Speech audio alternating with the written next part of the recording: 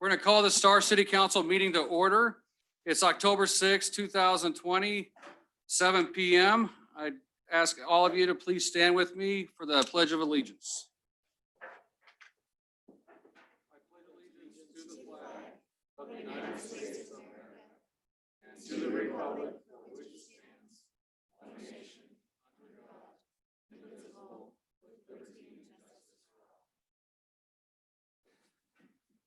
I'm going to tell you, that's a beautiful sound hearing everybody say that out here. That was awesome.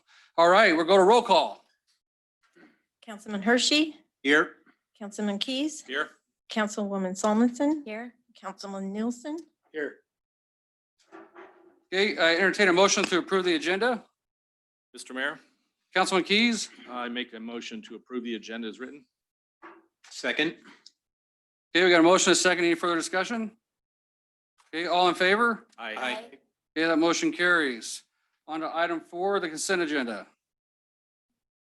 Mr. Mayor, Councilman Keys. I'd like to make a motion to approve the consent agenda consisting of items 4A, claims against the city for September 2020, 4B, regular meeting minutes of August 4th, 2020, 4C, special meeting minutes of August 10th, 2020, 4D, findings of fact and conclusion of law for Whitener rezone, PUD, RZ-20-04/DA-20-16/PUD-20-05, and Gary Sanders annexation zoning AZ-20-13/DA-20-15, and 4E final plats, Trident Ridge subdivision, final plat phase 3, and Grinders Hope subdivision or Grinders Hope Springs subdivision, final plat phase 2.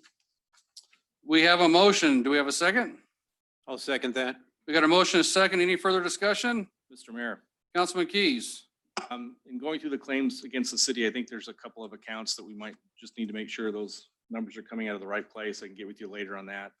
And also, when I looked at the final plat for Trident Ridge, it appears that the right-of-way is different than what I remember the Ada County standard to be.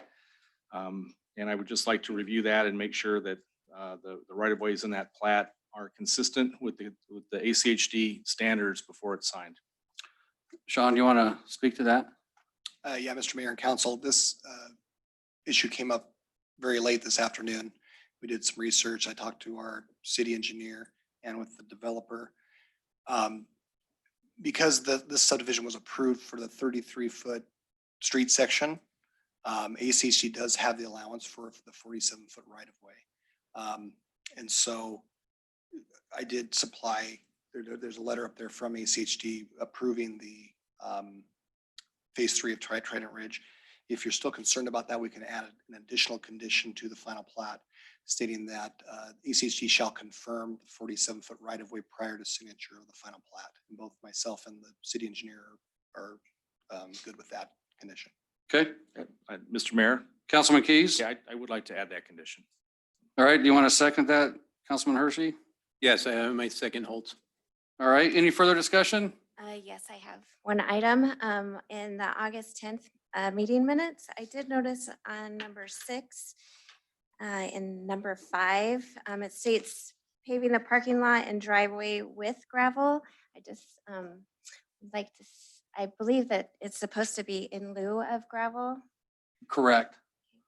That should be in lieu of gravel.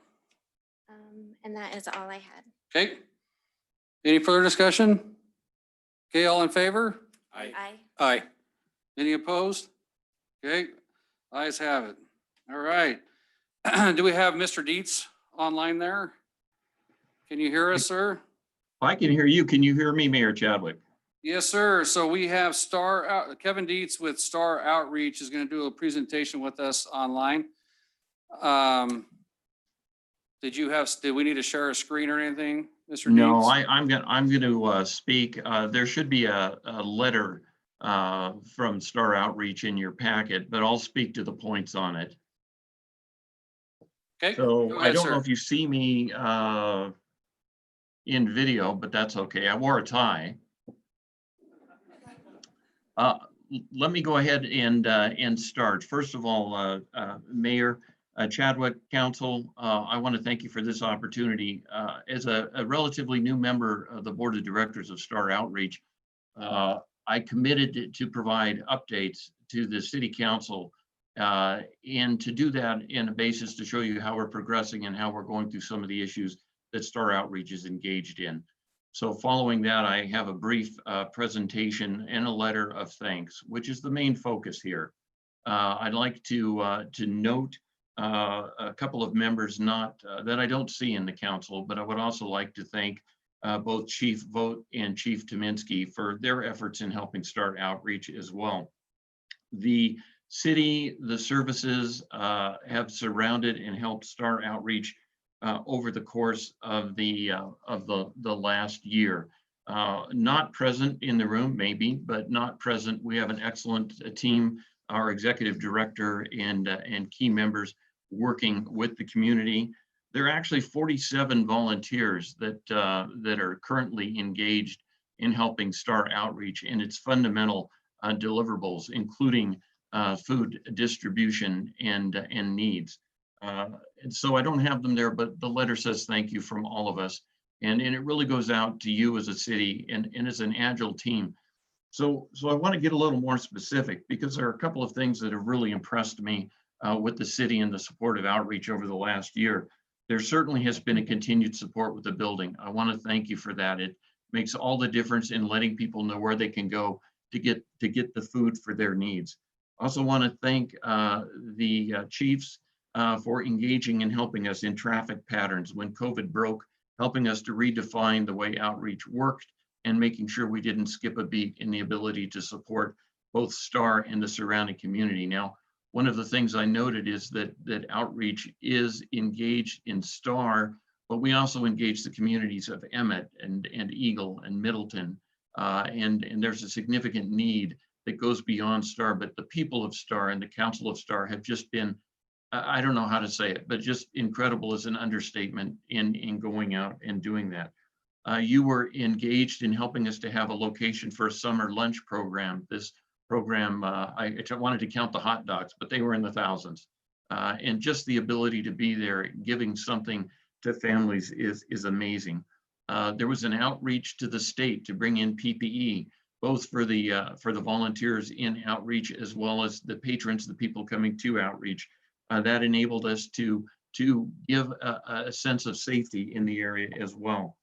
And then in going out, and I think this is an important thing, I want to continue the update and let you know our needs, but as you talk across the community, as you talk to the other councils, the other mayors, the developers, the people that are engaged in building what is to become the Treasure Valley, you have helped us to make sure people know what we're doing and to build outreach up to more than just a spot in a building, but a member of the Treasure Valley. And we were honored and humbled by the contribution that came in from Hubble Homes here a couple of months back. Finally, I know that many of you have made personal contributions to outreach as well. I want to thank you on that. So what we're doing this year is focused on food distribution. We are bringing, we are looking to bring in a refrigerated truck to help bring food in to outreach. And then as we move forward, we're looking at increasing the ability of outreach in terms of the location as we move into the next year. So on behalf of the board of directors, on behalf of the executive team, and on behalf of the volunteers, I want to thank you very much for all the support you've given as we move through this year and into next year. You bet. Thank you, sir. The Star Outreach is an important function for our communities, especially this time with COVID and with folks that needed a little extra help. So I appreciate everybody that volunteers and does everything for our community out there. Did you want to say something, Councilman Keys or David? Yeah, I'll say something. I do work closely with the outreach. I'm on the board as well and volunteer on Thursdays. The summer lunch program, we prepared, well, they prepared, I was not able to help with that part, over 1,900 lunches over the summer for people that needed it. Last Saturday, we collected between us and Middleton, over just about 1,000 pounds of donated food from the Ridley's food drive where they do the case lots. And just about an hour ago, we received our donation from the Southwest Idaho Business Alliance, who all summer sponsored the outreach with their vendor events and cornhole tournaments. And that check was for $3,400, which took us over the top to allow us to get this refrigerated van that we desperately need. All of our volunteers pick up the food from the donated stores and have had to wrap it in blankets and basically bury it during the summer months. Now we're going to be able to solve that problem of keeping it safe and able to get it more out to the folks that need it. And as the valley grows, the need grows. And that's so thank you all. And thank you, Kevin, for presenting that. And also we have Matt right out in the audience, who's a board member as well. And he's part of SWIDBA, who gave us the generous donation just about an hour ago. Thank you. And from this end, thanks, Matt. Oh, and if you have the other questions for us, just email us or let us know, and we're there to talk. Ms. Cal, any further questions or comments for? Oh, thank you, Kevin. All right. Thank you, sir. Appreciate it. Thank you. Bye now. Okay, we're going to move on to the public hearings for tonight. I'm going to read a couple things here about the public hearing process for those of you that are not aware. So you need to sign up to speak at the public hearing on one of those sheets over there based on which hearing you're here for. I'm going to open the public hearing. I'm going to ask the council if there's any ex parte contact. The applicant has up to 20 minutes to present their project. The council can ask the applicant questions and staff questions during that time frame. Then we give public testimony, 3 minutes per person, those that are for the project, those that are against the project, and those that are neither for or against. That's about the order that we go in. And the council may ask individuals that are speaking follow-up questions that does not count towards their 3 minutes. The applicant gets about a 10-minute rebuttal, and the council can ask the applicant and staff questions. I will then close the public hearing. The council will deliberate, and a motion is either made to approve with conditions, deny, or table the application to a date certain for the future. Public involvement is great. I mean, it's the most important part of our process is having everybody out here giving their input on these applications. It's very important that we keep it civil in here. So please don't speak out, cheer, jeer, yell, scream, throw things, none of that kind of stuff, right? During the hearing. If that happens, we will have you escorted out. All right. So with that said, we are going to open the public hearing for the Notera subdivision, but it's specific, I believe, right? To traffic. Yes, it was specific to the Collector Road access from Canada to Highbrook. Correct. So the Notera subdivision public hearing was I'll take that. Yeah, is everybody that wants to be here to speak towards the Notera subdivision signed up for this? Okay, yeah. This was tabled from an earlier hearing where we want to get some more information and stuff on the traffic. So we will have the applicant come up here and state your name and address for the record. Oh, I'm sorry. I'm sorry. Does the council have any ex parte contact or No, communication? sir, Mr. Mayor. No, sir. None. I read my own rules and I almost forgot.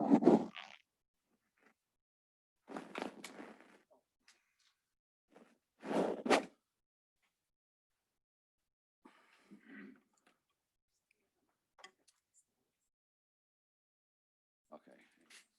Here. The top one?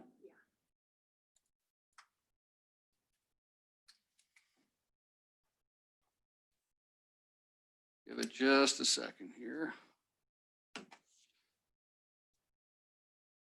Yeah, why not?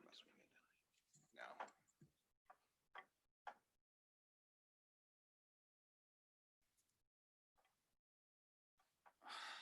Gotta be kidding me. Okay, I believe your little unit there should advance it forward for you, hopefully. Okay, awesome.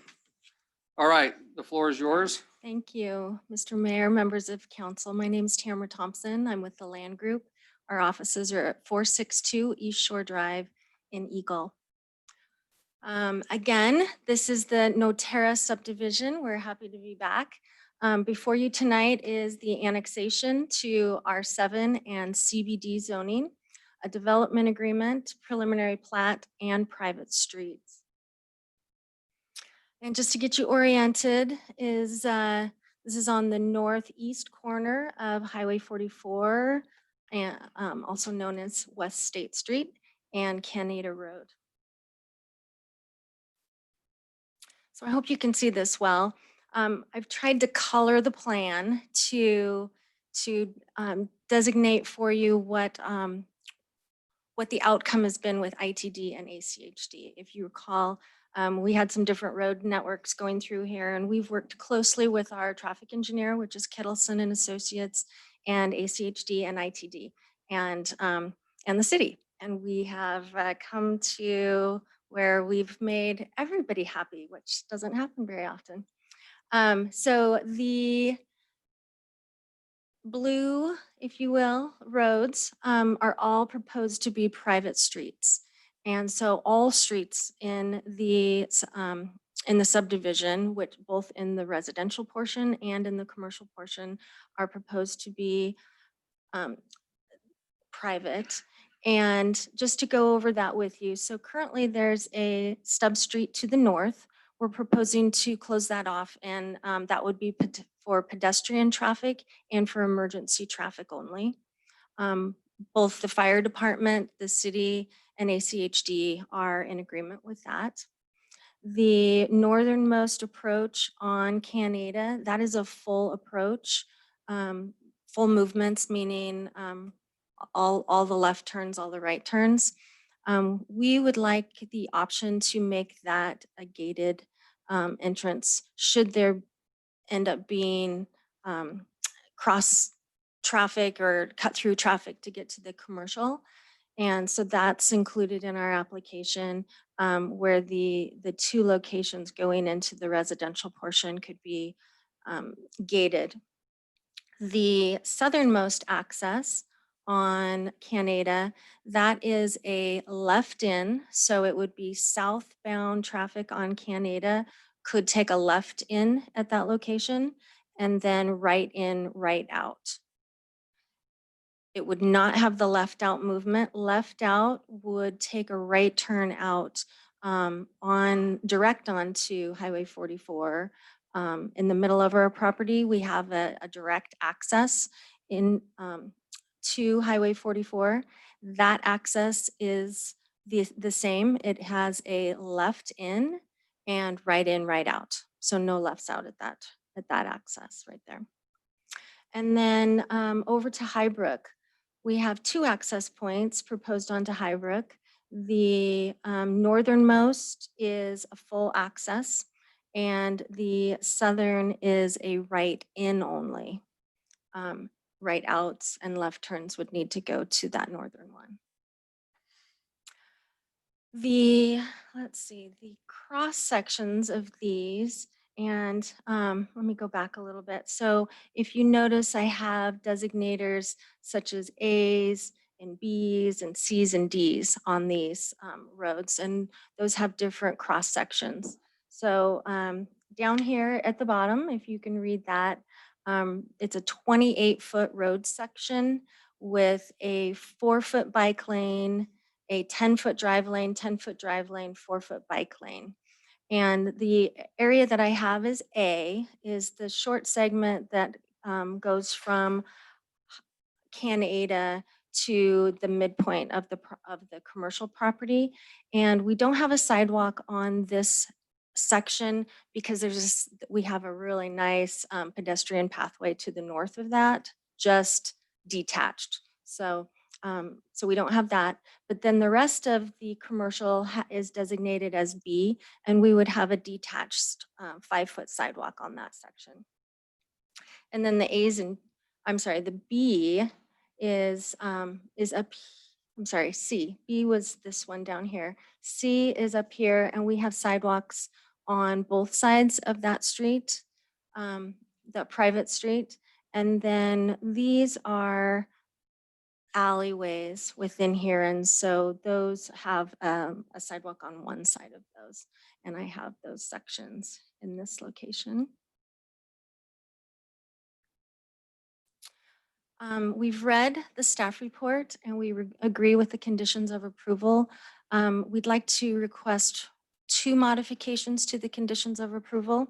Number 3 states the applicant shall enter into a development agreement with the city agreeing for their proportionate share of assessment by ITD.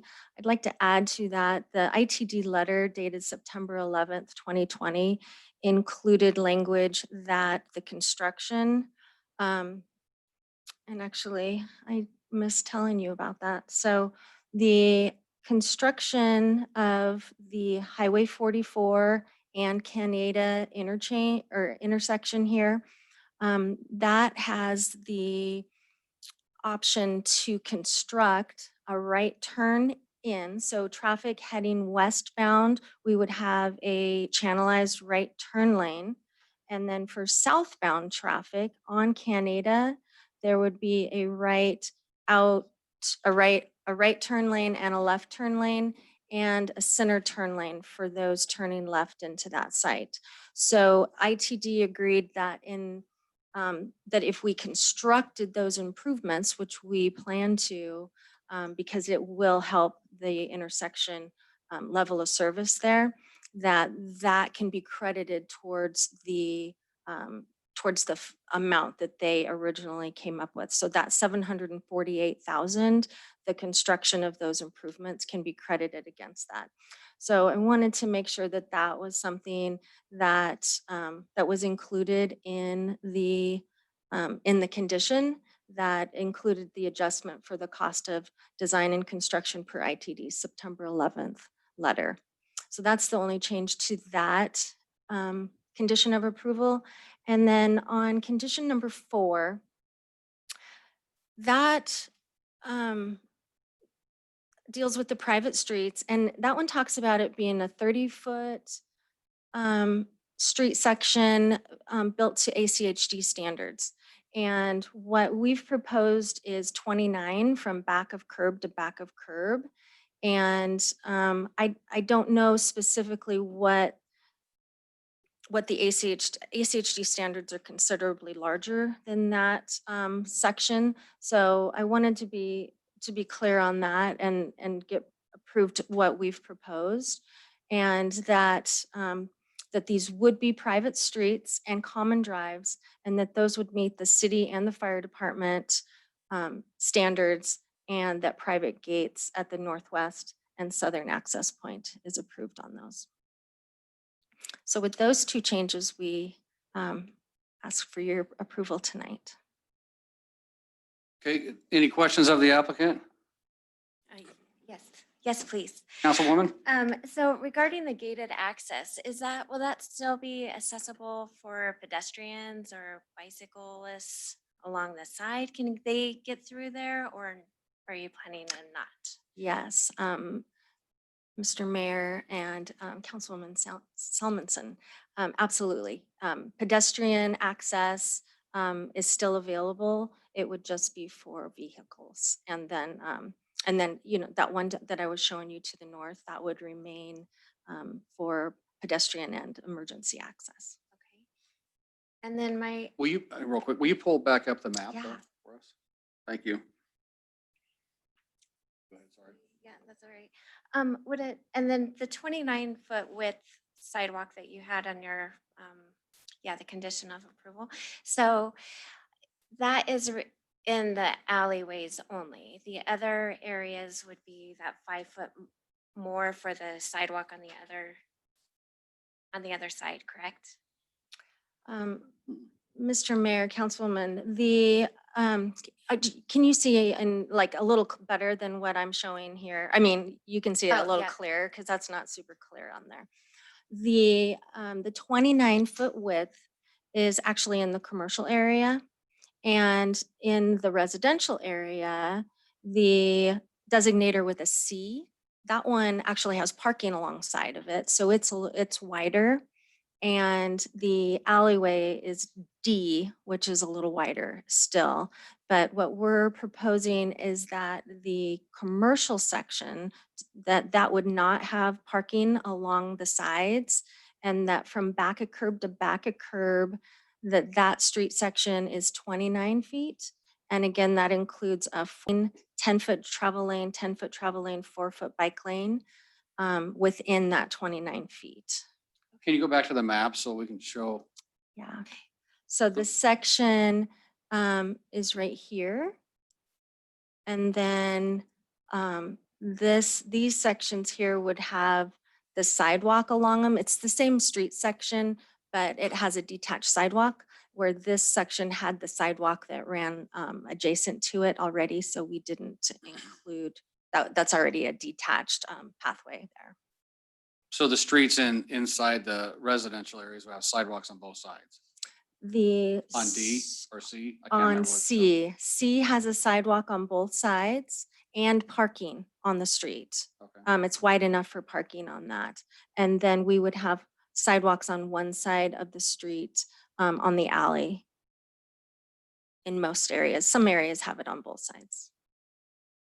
And I'll go back to that so you can see that. So D is the alley and C is that main east-west where the cul-de-sac is. Yep, thank you for that. Thank you. Any further questions? No? No? Okay, Councilman Keys? Mr. Mayor, reading from the ACHD staff report, it says, and I quote, "The applicant's proposal not to extend Quincannon Way onto the site does not meet district policy and should not be approved as proposed." And then they go on to talk about finishing that with a cul-de-sac. Is that something that you're prepared to do to meet their condition? Because that's not how it's shown on the map. Right. Mr. Mayor, Councilman Keys, we are working with ACHD on that. We will be appealing that to not have to do that cul-de-sac. Which one's Quinn Canyon? That is the one at the north side right Oh, north here. side, okay. Yeah. And they do allow that as long as that segment is less than 150 feet, and it is. So it just is something we need to go back to ACHD and request that be changed. So if you can get that change, then you'll put bollards there, I understand. If they don't grant the change, will you comply with their request? Yeah, we'll have to comply with their conditions. Okay. But that is something that is it's not a guarantee, but it is something that they do allow most of the time. Okay, and then they also recommended that the what they're calling the private collector, which I think is section A and possibly section B, have no parking on it. Are you guys going to post that? We add that to the development agreement that'll be posted as no parking. Mr. Mayor, Councilman Keys, I thought I saw something in the ACHD staff report that said that. But if not, yes, we could have that. But that is the intent, that there is no parking on those commercial streets. Okay, and then when you were here last July, I believe, we talked about you were reluctant to grant an easement for public access on the pathways, but you were willing to allow public access. And I want to make sure that we're still able to add that to the development agreement. Mr. Mayor, Councilman Keys, the pathways within the development and sidewalks and all that, absolutely, the public is invited for those, especially in the commercial areas. Those retailers and businesses will want that. Okay, thank you. Any further questions of the applicant? I just have one, Mr. Mayor. It's just a clarity for me. You pretty much covered it. It has to do with that 150 foot or less section. If ACHD denies and you have to build what they build, it still will not have access to Gambrell for general traffic, correct? Mr. Mayor, Councilman Hershey, that's correct. Yeah. Okay, because that was my big hangup in July. Yeah. Thank you. I'm sorry, Councilman Hershey, could you clarify Gambrell or Quincannon? Quincannon. The one up there, yes. The green one? For some reason, I keep thinking that's Gambrell, but it's probably not. It's Quincannon, yeah. Okay, well, both of Thank them you. then. There, I'll make it more restrictive. Okay. Any further questions of the applicant? Okay, hearing none, I will go on to the public side. And Ryan, will you go turn up the thermostat a little bit so it's not such ice box? Does it feel cold? All this hot air that way too. I know. Thank you. All right, so I have three people, well, Tamara's on here, 3 people or 2 other people that have signed up to speak. Do we know online that we got 2 folks here that are supposed to speak? Are they part of this? They're not part of this one. Okay, all right. We have Mr. Phil Hull. Oh, okay, good, all right. And Brent Thompson. Oh, yes, you are. You don't want to speak? Okay. Hearing no more folks are on this list to speak, if you want to come back up and talk, or are you done? Okay, so then we will close the public hearing and move on to council deliberations. Mr. Mayor, Councilman Keys. looks like the applicant's done a lot of work here. I'm happy with what they're doing. I am supportive of the changes applicants requested to the conditions of approval. Yeah, I think we're ready to get this done. Okay, anything else? Mayor Chadwick, Councilman Nielsen? I move that we approve the North Terrace subdivision, sample property annexation and zoning, development agreement and preliminary plat and private street as proposed with the proposed revisions to the conditions of approval. The 3 and 4 that are up here? Yes. Okay, Mr. Mayor, Councilman Keys? I'd like to second that, but also ask if the councilman would also include the addition of the posting no parking if it's not in the ACHC staff report, which it may be, and then making sure that the public access to the pathways is included in the development agreement. Yes, I will include those. Okay. So you're amending your motion? Yes. Are you seconding that amendment? Of course. All right. Here at a motion, a second. Any further discussion? Okay, all in favor? Aye. Any opposed? Okay, that motion passes.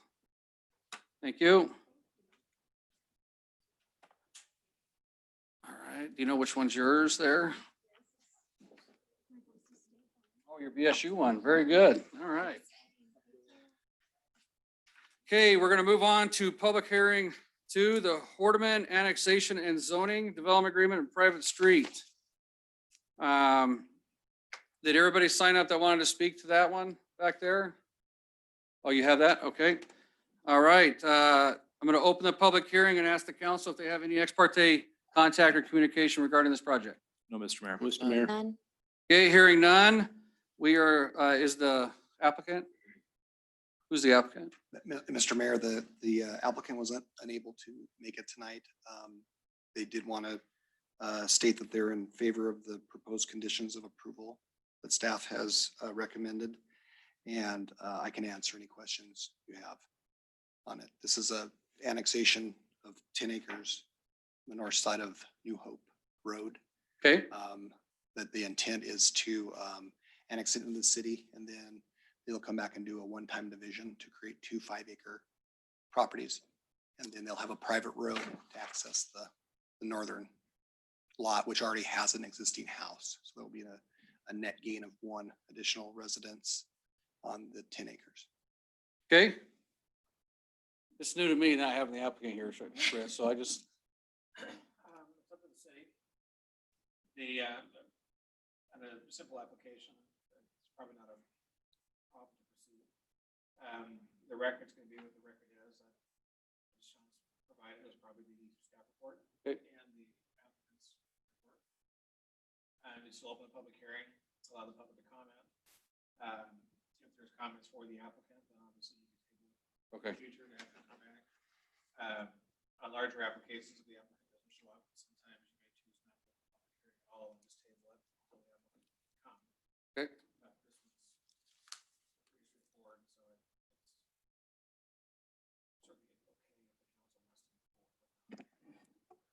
Okay, The applicant was under the weather and I suggested that they didn't need to show up. Okay. I figured it was a we small enough appreciate application. that.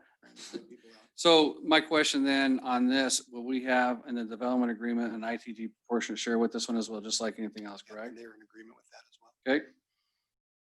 Okay, In addition, there will be a condition in the development agreement on the maintenance of the private road per the code requirements. okay. Any questions of Sean from Mr. Council? Mayor, Councilman Keys? since I guess he's standing in for the applicant. So I wanted to make sure that the private street on here was going to be paved and are they agreeable to pave the private street and to put a raised curb on the edge so it doesn't deteriorate? No, the proposal was to keep that gravel. They are going to pave the first 30 feet per ACHD's requirement. But the plan was not to have that since it's a rural subdivision, Okay. to not have the pavement. They do have borrowed ditches to handle the drainage on the property. Staff felt because there's only two residents accessing that private road that it was an acceptable request. Okay, so given that there's only two, I can live with that. But I'd also like to make sure that the development agreement is subject to an amendment if further lots are requested down the road. Mr. Mayor and Councilmember Keys, I think it's a good idea to have, and I did bring this up to the applicant that any further re-subdivision, because they are asking for an R2 zone, which would allow half-acre lots, that they would need to bring meet the subdivision requirements, which would include then the paving, drainage. I could probably request a waiver of sidewalks, but streetlights, everything would be including sewer and water extension into the property. So they're aware of that. We'll place that as a condition of approval in the development agreement. Okay, and if their future action does not require a public hearing with the development agreement, I'd like to just add a condition that this development agreement is subject to amendment at that time. Do we have anybody signed up? No. Nobody signed up? Any further comments of staff? Did you actually open this public hearing? I did. Okay, good. Yes, I had one. The letter from the Farmers Union Ditch Company, item 4 says that the property has insufficient water to be properly irrigated, particularly if the water right is split between two proposed 5-acre parcels. So does that need to be included? It's my understanding from talking, Mr. Mayor, Madam Councilor, it's my understanding from talking to the applicant that the northern lot is going to, it's with the existing house, they can irrigate off their well, off their half-acre, and the southern portion has the ag land, and there's sufficient amount of water for that southern portion, so they'll, in their C scenarios, they'll divvy up that water right proportionally. So do we need to put some condition or in something in the development agreement that says all irrigation issues have to be worked out before they can bring in a further subdivide? Yeah. That's a good Yeah. idea. Okay. That's all I had. Any further questions? Okay, did you have one? No? Okay, I'm going to close the public hearing. And we'll go on to council deliberations. Well, Mr. Mayor, with the conditions as stated, I have no objections. Anyone else? Anybody else here? Mayor Chadwick, Councilman Nielsen? I'd just like to say, I think it's great that we're seeing some rural subdivisions take place. Preserving these 2 lots into 5-acre parcels, I think is a great step for the city of Star and builds on our diversity and desire to keep Star a small town feeling place. So I'm in support of this application. And I guess I'll go ahead and throw out also a movement to approve the Hordman annexation and zoning with development agreement in a private street. I'll second that. With the conditions As stated. as stated. With conditions as stated, thank you. Okay. Do you modify your second? Of course. Okay, we got a motion and a second. Any further discussion? Okay, all in favor? Aye. Any opposed? Okay, that motion carries. Boardman annexation of zoning is approved. All right. We'll move on to item 6C, public hearing for Hayward Ranch subdivision. Did everybody sign up for that one that wishes to speak? Okay. I'm going to open the public hearing and ask council if there's any ex parte contact or communication regarding this application. None, Mr. None. Mayor. None. Hearing none, we'll have the applicant come up and present their project.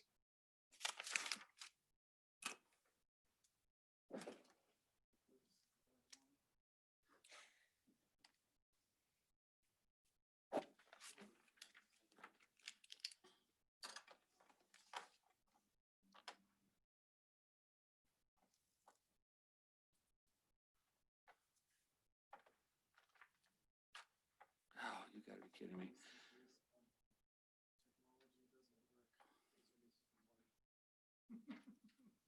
Really blurry, just so you can see it. So what are we pulling up there, Mr. Chris, on here? Back to the left drive, the Kingston.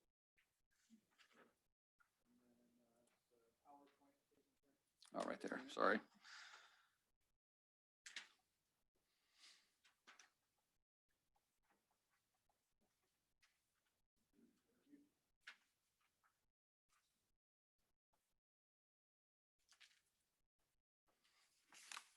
Okay. The floor is yours. Please state your name and address for the record. Evening, council, Mayor Chris Todd, business address 53 North Plummer, Star, Idaho 83669. Here on behalf of the owner to present to you the Haven Ranch subdivision and application. The site is approximately 5 acres.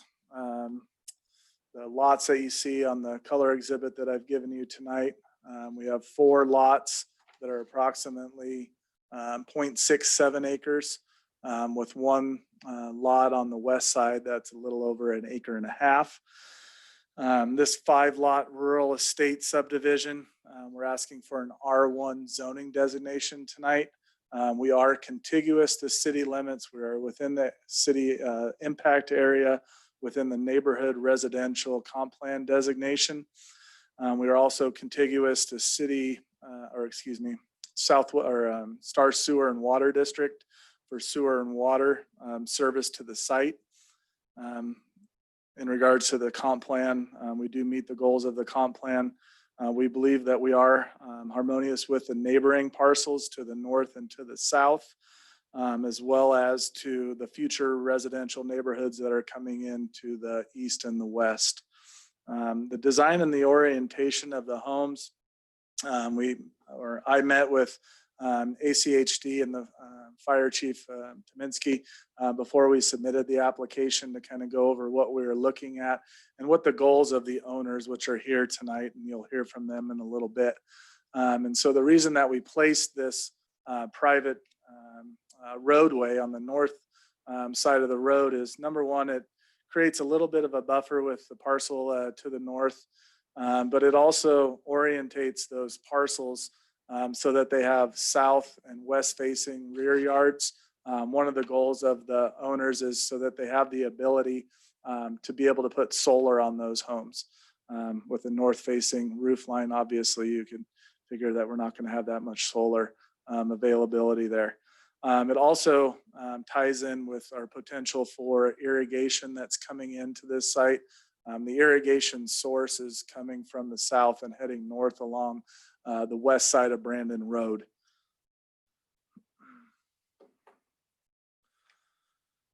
With this application, we have requested a private driveway or private road. I included just kind of a snapshot of what that cross section would look like for what would be considered a rural residential driveway or a rural residential road. We do have it at the 30 feet, not the 29, so I hope you're happy. Got that extra foot tonight. We have the street section that's there. We do believe that this is more of a rural setting with the parcel to the north. Also, the parcels that are to the south are larger acreage home sites. What the owners are, their goals for this property is to create diversity of housing, but also something where they can actually live themselves. So this is a little bit different than most of the applications that I bring forth to the city or other cities, in that the actual applicants tonight are actually going to be the owners of these lots. And so you'll see them here this evening. Some of them are a little bit of family and friends, but also multi-generational. You'll also notice from the sign-in sheet tonight that a couple of them live in Star. They're just looking to build their own home. You'll also see that some of them are from the Valley or from Eagle that are looking to relocate here. They're a tight-knit group, but they're going to have to get along because they got to form a homeowners association. So with that homeowners association, we hope to get across everything that's in the staff report. We are in agreements with the staff report. The only item that I wanted to kind of maybe discuss with you this evening within that staff report and the conditions of approval is the street lighting. With the 5-acre lot, rural residential type of subdivision, we're asking that there not be street lights for this subdivision. We feel like the street lights and the sconces that would be portrayed on the outside of the home will light up the address, will light up the front of the home. And so we're asking for the city to allow us not to have to do street lights along this road, if that's okay with the city. So we have the private drive that's or private road that we're asking for. Within that development agreement, we also are going to be including some street trees because we don't have, say, a normal sidewalk like you would with a typical suburban subdivision. We have said that we will comply with that 35-foot spacing of the tree requirement with the approval of this subdivision. Along with that, in the ACHD staff report that you see that kind of came in on time, as in 2 o'clock today, we have Brandon Road. So Brandon Road that runs along our eastern border, we will be bringing in a detached sidewalk there with landscaping along it. What we're asking for is for no sidewalk on the internal of the subdivision to facilitate the private road and to facilitate the rural residential nature that they're trying to accomplish with this 5-lot subdivision. The city, or excuse me, ACHD said that they would modify their standards if the city approved them to have a 30-foot street section for this private road. Within that, for ACHD, they have asked for the improvements along Brandon Road, and we're in agreement with those. The only other, I would say standard that we're looking for is we will be doing a homeowners association. Within that homeowners association, you'll notice that we said that we have 2 common lots. We have 1 common lot that would be the landscape buffer along Brandon Road. The other common lot is actually the private drive or the private road. So that private road will be owned and maintained by the homeowners association. It will be in their homeowners association documents that the city will be able to review prior to the recording of those CC&R documents for that subdivision. Within that rural residential or this larger acreage subdivision that we don't have a lot of, there's actually 0 lots and 0 homes for sale currently within the city of Star in city limits that are 0.5 acres and above. 0. What we're trying to do right now is to fill a void for people that are actually looking for these lots and are willing to build them as soon as they can get approval to do so. With that, we're asking that we, and it's in your staff report as well from Mr. Nickel, is the open space requirement due to the size of these lots and those lots being able to encompass their own common area being 0.67 to over 1.7, is that there's going to be a lot of common area for those families to use that's actually on their lot that they can landscape, that they can make their own common space. And so we're asking for that from you this evening. When it comes to the private road, ACHD has given their blessing that they would modify this if approved by the city. Please note that the peak AM vehicle trips at the AM, excuse me, the peak vehicle trips at the AM peak hour is 4. We're not looking to put a lot of trips onto this road of Brandon Road. We're going to be doing the right-of-way improvements, the landscaping, and the sidewalk for Brandon Road, so that when future development does happen, that there's not a gap there for 2645 Brandon Road. With that, I'll stand for any more questions. Any questions of the applicant? Mr. Mayor. Councilman Nielsen? I'm sorry, Councilman Keys? Thank you, Mr. Mayor. I'm like, what are you looking at me for? But I realized what I said, sorry. So I guess I understand your request about streetlights, but I'm thinking about the experience I had in my own neighborhood with children waiting for a school bus, and I'm wondering if you would consider allowing at least one streetlight at the intersection of Brandon, so that in the event that kids are waiting for a school bus, they have a lit place to wait in the early mornings when it's still dark out. Yeah, let me, if I could confer with my client during the public testimony, and I will address that during my rebuttal. Okay. Any further questions? Mayor Chadwick. Councilman Nielsen? Or Keys. Or Keys? It's all good. My question was around the streetlights as well. And the thought I had is, it's great to have a dark street, or to not have let me rephrase that. It's great to not have the big bright lights shining in at you, especially in looking for a rural feel. I do feel that there is a safety component to lighting. And I wonder if the applicants would be willing to require, as part of their homeowners association, that the property line or the border of those properties that go along the street would have some sort of fencing or some sort of light posts at regular intervals that would provide an element of lighting that at least guides you along the street and helps somebody who may be visiting or otherwise driving on the road from entering the barrel pit during the nighttime hours. If I could do the same, that would be great. Yeah. Thank you. Okay, any further questions?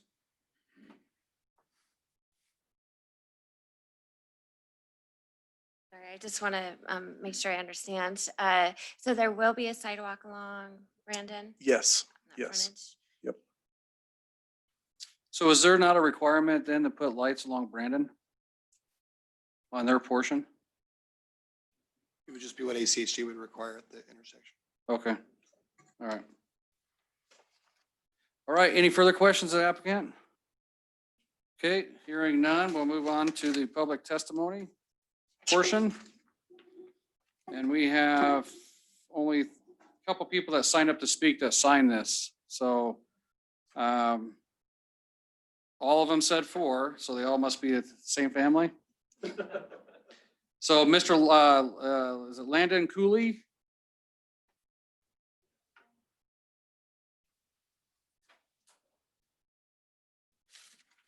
State your name and address, please, sir, for the Yep. record. Landon Cooley, 312 South Holland Avenue, here in Star. Did you want to say something? Yeah. Go ahead. Make sure you The floor didn't is- need any more. The floor is yours, yes. No, Mayor and City Council, I appreciate your time and getting us in tonight. Just on behalf of our group, I just wanted to, more than anything, just express our support. Obviously, as Chris mentioned, we are both his client and also the people that will be living on this property. And so my wife and I actually acquired this property about 1.5 years ago. And overall, we're very happy with how this came out. We had initial plans of potentially using that 5 acres ourselves. And we think that for ourselves and for community, for each one of us involved, this is better. And so overall, we very much so do wish that Star was more like this. And we think that this rural residential feel is what makes Star great, and we want to try to preserve that within our neighborhood here. And so we think that this is a positive contribution. It's very generous to the R3 to R5 that sits within the comp plans for this area. And so, yeah, we appreciate your time and definitely are excited about this project. Okay, thank you, sir. Mr. Chuck Cooley? Who was that kid? Anyways, yes, I'm Charles Cooley, and my wife and I have actually already sold our home. So we are now living in our 700 square foot tiny house over off of Joplin Road. And, but we're looking forward to it. This is going to be a great opportunity to live by our son and our grandchildren and our good friends. We love the city of Star. About a year ago, July, I had my classic Camaro out here during the 4th of July parade. And that's when I became converted for Star. So we just moved over from Eagle, sold our house. We're here and we're anxious to move forward on this project. Do you mind stating your address? I don't know if you said your address on Joplin. Our address is 6267 Joplin Road. Thank you. All right. Is that where the Camaro is? I have it in a storage container. All right, I had nobody else sign up to actually speak. Did anybody else want to speak? That was signed up. Okay. Floor is yours, Mr. Todd.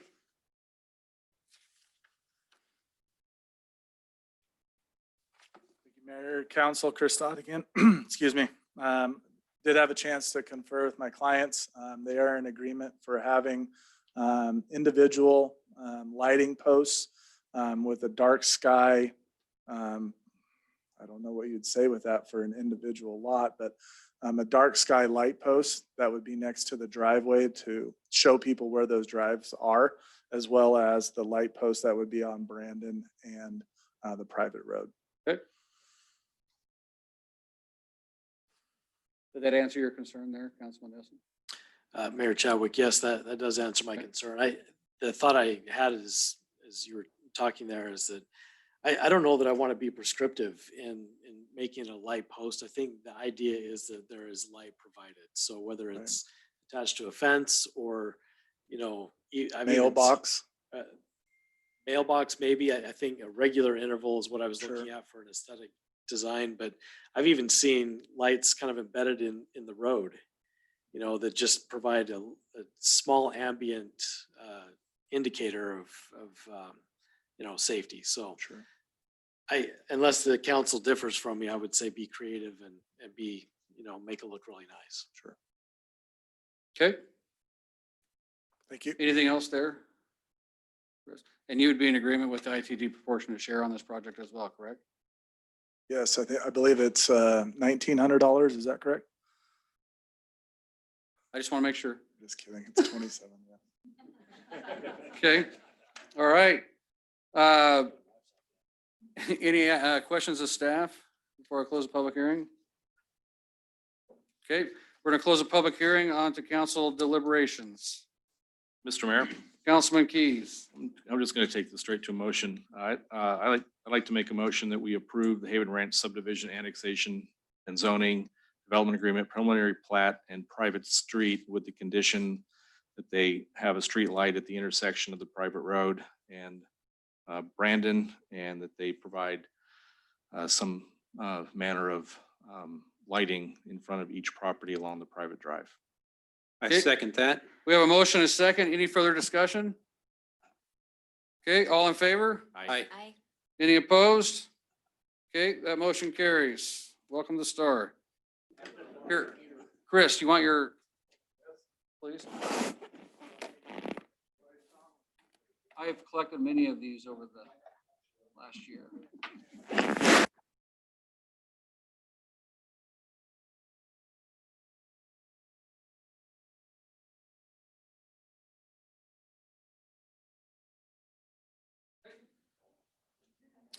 Moving on to item 6E. I'm sorry, 6D, the public hearing for the Open Shaw Annexation and Zoning and Development Agreement. I'm gonna open the public hearing and ask the council if there's any ex parte communication or contact regarding this application. No, Mr. Mayor. None. Okay, hearing none. Is the applicant here? Here we go. If I have you come up here to the podium, please. State your name and address for the record, and the floor is yours. Phil Openshaw, 1669. 665, I always get that wrong. Brandon Avenue, Star. Okay, Nothing fancy here. We just have our 10.5 acres and we saved the old 100-year-old house on the corner, and we want to probably move my mom and stepdad in there. They currently live on Main Street, and my 91-year-old stepdad's tired of irrigating, so Anyway, then we would build a second home on the property. We want to annex into the city, so we'll have access to sewer, and we're so happy to hear Councilman Nielsen say, yeah, we'll have some rural, because we just want to have our cows and look out at the stream because there's ducks waiting to be fed. Daily. All right. And this property, correct? Yes. Yeah, we call that the panhandle. You can't really do anything that's 100% easement, but the little house, existing house where we're living is down on the corner, and we'll be building on the south side of the creek. No, down. All right. Right Yeah, about about there. there. Okay. All right. Any questions? I'm sorry. Are you done? Before I move on, I just want to make Very sure. good. Okay. Any questions of the applicant? From council? Wow. Okay. That was easy. Did you want to rebut your own statement? They said they were feeding ducks. What's there to I question? know. There's ducks over there. We go hunt them. All right. So, all right. So so if you're done, you can sit down. We're good to go. We'll close the public hearing. Or I'm sorry, before we close the public hearing, does council have any questions of staff? Okay, we'll close the public hearing and move on to council deliberations. Mr. Mayor, are we going to add the council's ability to duck hunt on the property to the development agreement? It's your choice. There's also cows.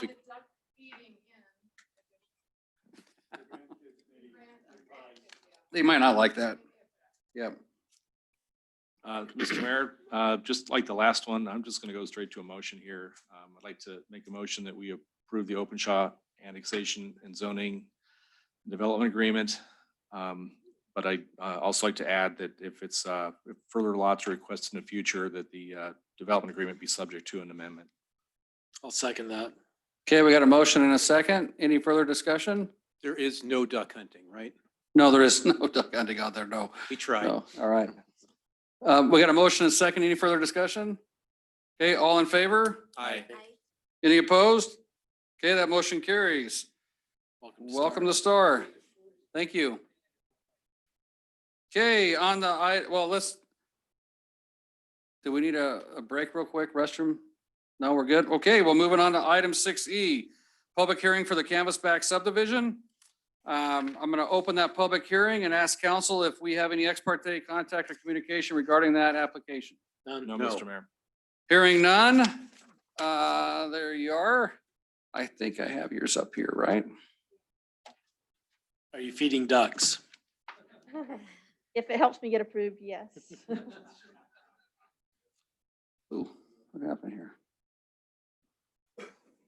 Yours wasn't a PowerPoint though, right? No, it was not. So I'm just going to ask you to scroll through those. And starting with number 1. Give me just a second. What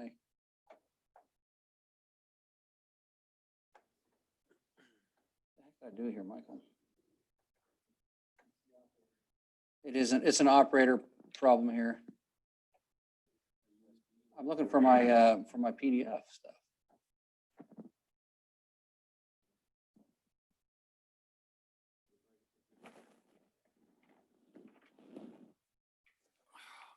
Lost all my stuff here. Sorry, hang on 1 second for me. I apologize. I'm fine.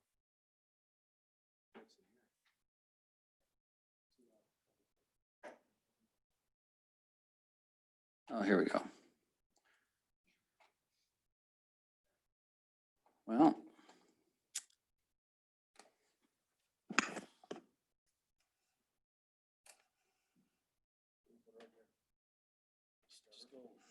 I know, but I don't know if I uploaded her stuff on there. Is this yours? The blue, kind of no, black. That's good. That's That's it. it? That's Yeah. it. Let's try that.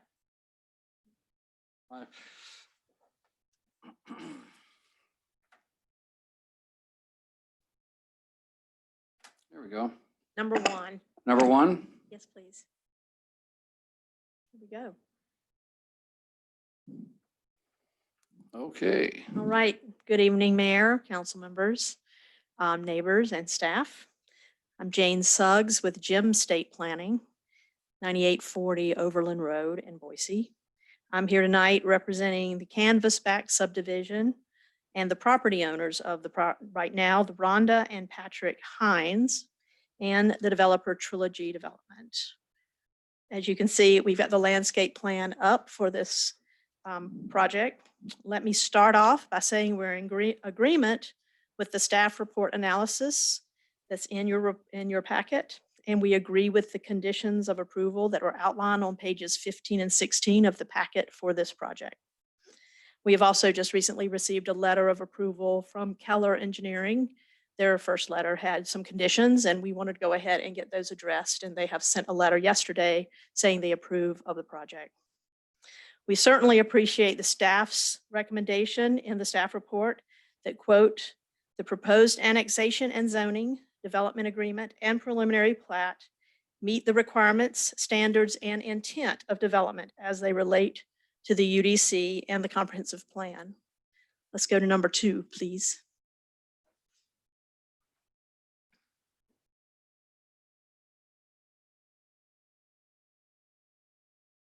It's a little dark, but I think you can see on your screen probably a little better. The property is made up of 2 properties that are highlighted in blue, located south of New Hope Road and between Brandon and Wing Roads. We are requesting annexation into the city of Star and a rezone from RUT to R4, which is the medium low density residential designation. The comprehensive plan shows this area as neighborhood residential with dwelling units at densities between 3 and 5 dwelling units per acre. Our density is 3.67. The property is 30.5 acres and will include 112 single-family lots. Those lots range inside from 5,298 in the interior of the site to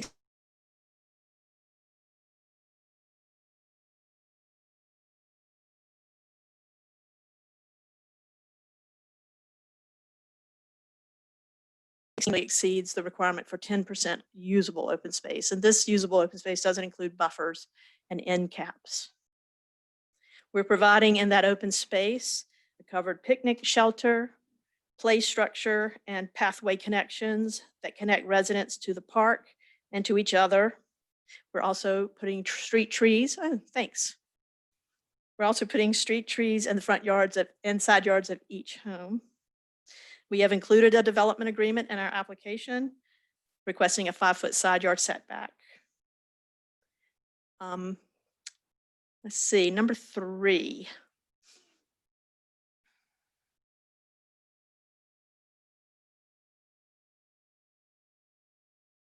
Oh, no. You're good at this, I'm guessing. Thank you. So we have, this is a copy of our preliminary, one page of our preliminary plat.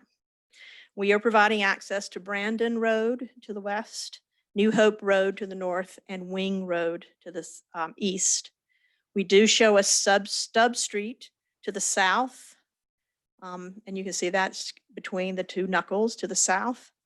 And also to the west on the upper portion of the site, it has a little 2 beside it. So up there at the top, there's a stub street to the west. Thank you. However, that stub street is going to be closed because you recently approved Canopy Subdivision, which is adjacent to this property. So we'll close that stub street and provide a stub street at the little place there called, see the 3 right there. So we'll provide that as a stub street there instead. And we also are being asked by ACHD to provide another stub street where you see a 4 just below. So number 4.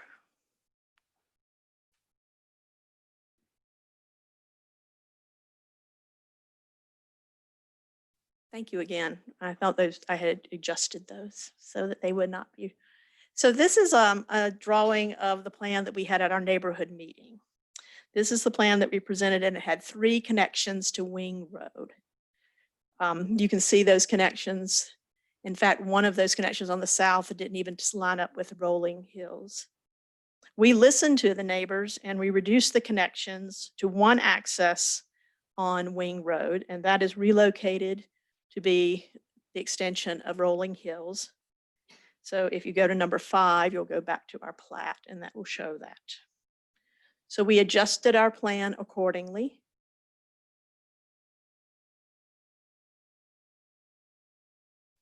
And we submitted our applications. Before I move on to address some of the comments from the neighbors, I just wanted to say something that I saw in the package, which was a nice surprise, and that was a letter from Ada County. It was on page 38 of your packet. They agree that this is a really good area for the growth of STAR, and they realize that Canvasback meets the goals of urban densities where public facilities are available. I'm glad to see that you as leaders in STAR are working with Ada County to determine where the best places are for growth. There are a few letters in your package from our neighbors, and I wanted to respond to some of those concerns, and I may also respond to more during the rebuttal. There was a concern about runoff coming down Wing Road, and on our plat, you'll see that there is a catch basin on Wing Road just above Rolling Hills, and that will intercept any of the water coming down Wing Road. I believe we've done a very good job of clustering our lots so that we can provide a nice park that is easily accessible. Some of the neighbors have suggested lining up homes along Wing Road and putting space between them. I believe that this suggestion, unfortunately, does not address the desire of the developer or the city to have meaningful open space for gathering and recreation. As you know, the Star City Code does address residential development that's next to the transition overlay area, which is east of Wing Road. The code provides several methods to provide an appropriate transition of urban lots to the special transition area. One of those possibilities is to provide larger lots, or to cluster lots, as we have done, to provide open space, or buffering so that the new lots are not directly adjacent to I call them the STOA lots, the special transition overlay area lots, or some form of setbacks. You can go to page number 6, please.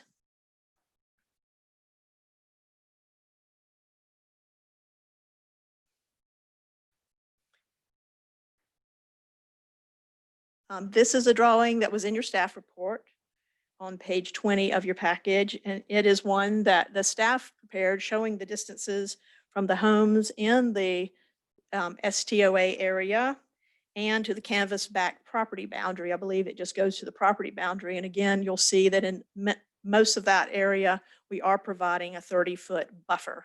And that buffer includes the HRM lateral for a portion of that buffer. So you need to add 30 feet to some of those dimensions. The plat in our application provided a buffer between Canvasback and our neighbors, Mr. and Mrs. Cook, so that the new lots are not directly adjacent to the Cook lots. So down in the southeast corner, if we'll go back to number 7, please. That's our landscape plan again. And if you go down to the southeast corner of our property, you'll see there's a 10-foot buffer. However, we now agree with the staff and with the neighbors that that 10-foot buffer is not enough. And so we want to provide a couple of options. One of those is to expand that buffer from 10 feet to 30 feet. The other option is to keep the 10-foot buffer there, but combine the two lots into one lot that will be 20,000 square feet. And we can agree to make that home on that one lot 1 story. We agree with these options. We agree that one of these options can be added to the conditions of approval. And we very respectfully request your approval of our annexation, rezone, development agreement, and the preliminary plat for Canvasback subdivision. So I'd like to have the council consider one of those 2 options for adjusting the southeast corner next to Ms. Cook. Okay, any questions of the applicant? Mr. Mayor, Councilman Hershey? one question just for clarity. That would be lot 2 and 3 that would be combined? Yes. Okay, that is the southeast corner. Another question, can you tell me what the elevation difference is between the 2 lots that we're talking, not the The homeowners that are in question and the buffering we're trying to provide, is it about the same elevation or is it drastically different between the two pieces of land? Pretty much the same. Okay, thank you. Yeah, there is a ditch that runs between those properties now. It's one of the user laterals that goes, and actually just a provision, a ditch that provides irrigation water to the south properties. And the Cooks have a nice fence right there on top of the bank and a line of trees on their property. We were providing the 10 feet. We could go to 30 feet if we keep the 2 lots. Or we can combine those 2 lots into 1 lot.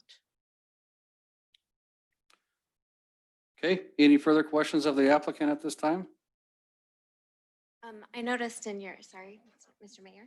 Councilwoman, I noticed there was a reference to a grassy area, lot 15, block 3, but I didn't see it on my map. Can you just point that out?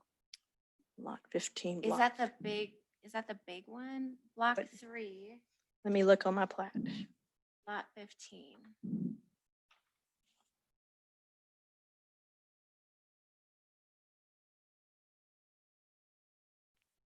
which I- block? Block 3. Okay, block 3 is in the interior of my plat now, and there is no lot 15. So that must be a mistake on our part or in the report. There is a large grassy area, which is block 2, lot 12. This one right here? That's block 4. Oh, block 15. Okay, I understand what you're saying now. Block 4, lot 15. Yes, that's a grassy area. Right here. Gotcha. Okay. Yes. That will now have a stub street going through it so we can get to the canopy subdivision that was required by ACHD. So, right, you see the property line there on the plat possibly, or even on this, there is in between, there's going to be a stub street going to the north from Oh, us. yes. Yeah. Okay. I'm sorry, I didn't see that. And regarding your pathways, are they going to be paved or is it just a grassy pathway? Or can you please expand on that? Yes, there'll be paved sidewalks through those. Okay. We really like to have the paved sidewalks so that people have an opportunity to get to the park and also just to go between the lots and get to their neighbors. It makes it very pedestrian friendly. And then you mentioned the irrigation. Can you tell me again where that is? Is that on the southern? There's quite a bit of irrigation coming down from Down Wing Road. There's an HRM lateral that goes about halfway down to the park area. And that's part of that 30-foot buffer includes some easement for that recorded lateral. Then that irrigation water splits. Some goes west and some goes south. So we are piping all of that in. So that will all be piped. And it will be maintained. Anything that's not in the actual dedicated easement will all be maintained by the HOA. And everything will be piped. Okay, thank you. Mr. Mayor, Councilman Keys. Ms. Suggs, when you were doing your due diligence on this, did you happen to look at some of the precedent that the council set with regards to other subdivisions we've approved that border this special transition area? We had made our application before all of those had certainly been decided, I think, but I understand that there are some places where there might be some larger lots in some of the other areas, but we feel like that this is in keeping with the comprehensive plan designation, the zoning opportunities there. We are proposing a more urban project. I'm finding that if we don't build it here, it will continue to go outside and beyond in places where you may not want some of those houses to be built. So we think that this is a real good compromise to put in these buffer areas and these clustered lots so that we can provide the open space. Okay, thank you. I do have a question for you real quick. On this stub street right here, that's going to be vacated. It's not going to go into that next property. Are you going to make that in the grass or what are we doing there? Are we going to make the lots bigger? We're going to make a lot there. Those are larger lots on either side because they're corner lots.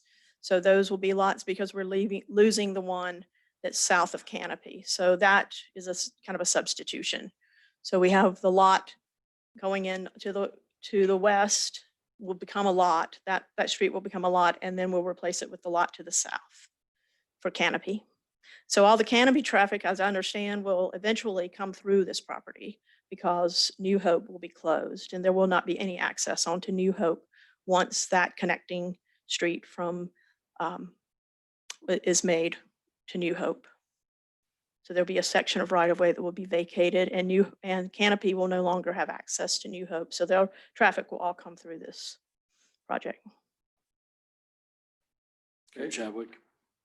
Councilman Nielsen? So I apologize. Did I hear you're requesting a waiver for 5-foot setbacks? on Yes. Sides? Yes, And- for 1 and 2 story homes. And what is the purpose of the 5-foot setback request? Is that because your lots are so narrow? What's the thought there? We have product that fits on those lots that fit best with 5-foot setbacks. The 10-foot setbacks would not allow the product that we intend to build on those lots. That is typical in a more urban setting to have 5-foot setbacks for 1 and 2 story homes. And it is an allowable thing when you request that through the development agreement. We've submitted a development agreement with that provision requested. It's allowable to request it. Yes, it's allowable to request it. Yes, sir. Yeah, I typically, I just don't like to see those kind of narrow setbacks. You know, part of the character of Star is that we don't stack them deep and sell them cheap. And at least that's not what I want the character to be.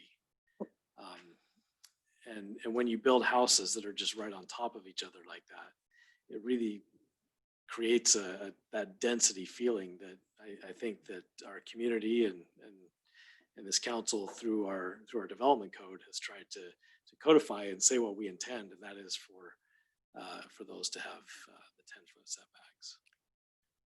setbacks. Councilmember Nielsen, I don't believe we're talking about stacking them deep or selling them cheap.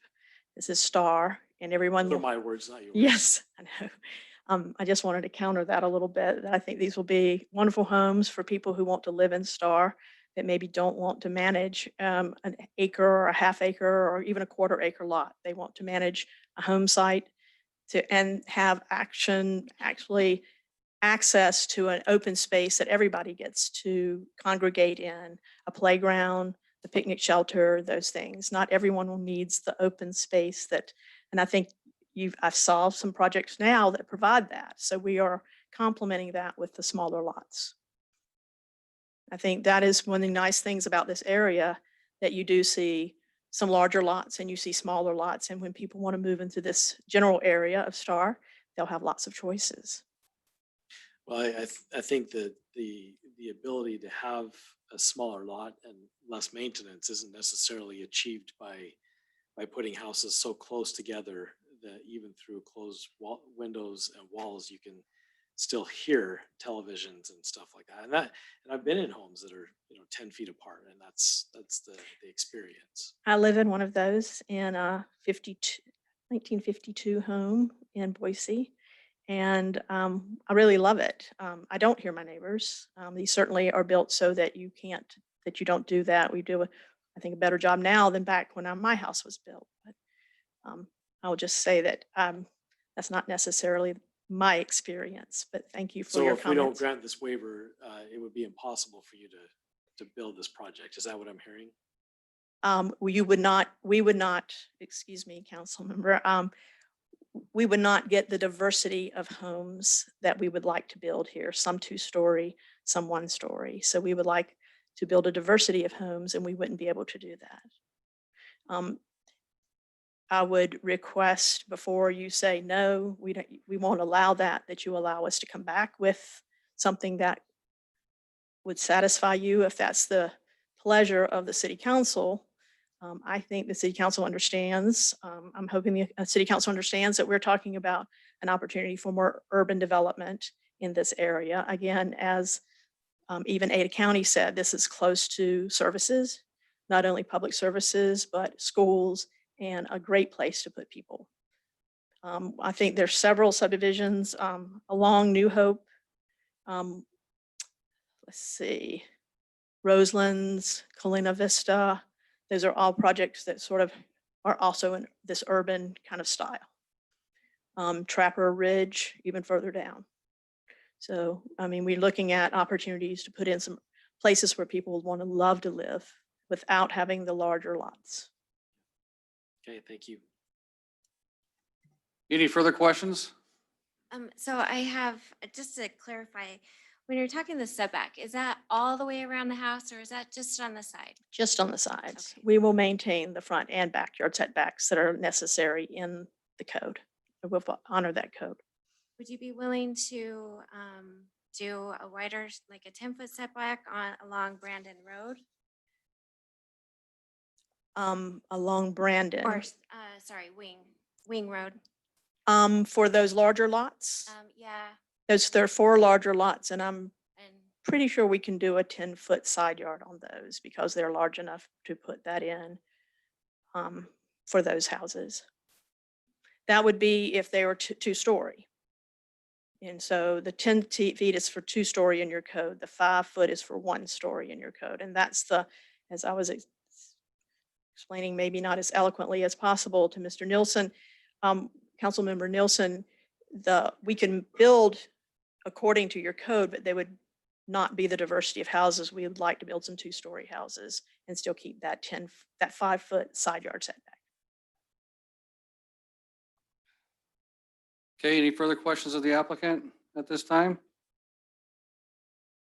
Okay, we will go on to public testimony. I have Mr. John Pickens. Would you state your name and address for the record, please, sir? Mr. Mayor, council members, John Pickens, 10200 West Scenic View Lane. And really my concern is the transition between, in that area, it isn't an urban area. There's 10 5-acre lots, farms, swathers, tractors going in there, and the other new developments are all R3. So when you put in an R4, boy, now we're just a slippery slope, it feels like. And it just seems like it's a little too dense for that area. The transition is my problem with it. Thank you. Thank you, sir. Miss Mary Jane. There she is. Mary Jane Marlowe, 485 South Winslow Bay Way, Star, Idaho. I'm in favor of the project. I do agree, however, about the 5-foot setback. I don't know the name of this little street there that comes in from Brandon. I don't know if you have a name. Widgeon. Those houses north and south of that street, where you're going to build a single stories, or you're saying you might build single stories with a 5-foot setback on either side. I wish that those were fewer lots. A little bit, I mean, you could take a quarter of those out and make it a little bit better. Canopy Estates has 9,500 to 10,500 square foot homes, lots above. So it would just be nice if those were not quite so dense. Thank you. Thank you. Okay, see Mr. Kurt Kraus, did I say it right? I'm sorry. Kraus. Kurt Kraus, 9951 West Rolling Hills Drive, Star, Idaho. Mr. Mayor, Council, my neighbors have provided a bunch of letters already, so I'm gonna kind of go with the rural theme of tonight. We're on 5-acre lots, transitioning to 1/4-acre lots, to the folks that are putting in something on the other side to 1-acre lots and 10-acre lots. 10-acre proposed at the corner of Brandon and Floating Feather. So I don't quite understand how an urban setting fits in between all that. Specifically on the Wing Road portion, that's very concerning from a transitional standpoint. I don't know. I think we just need to reconsider what we're putting in that area. So, thanks for your time. All right, thank you, sir. Mr. Will Eason.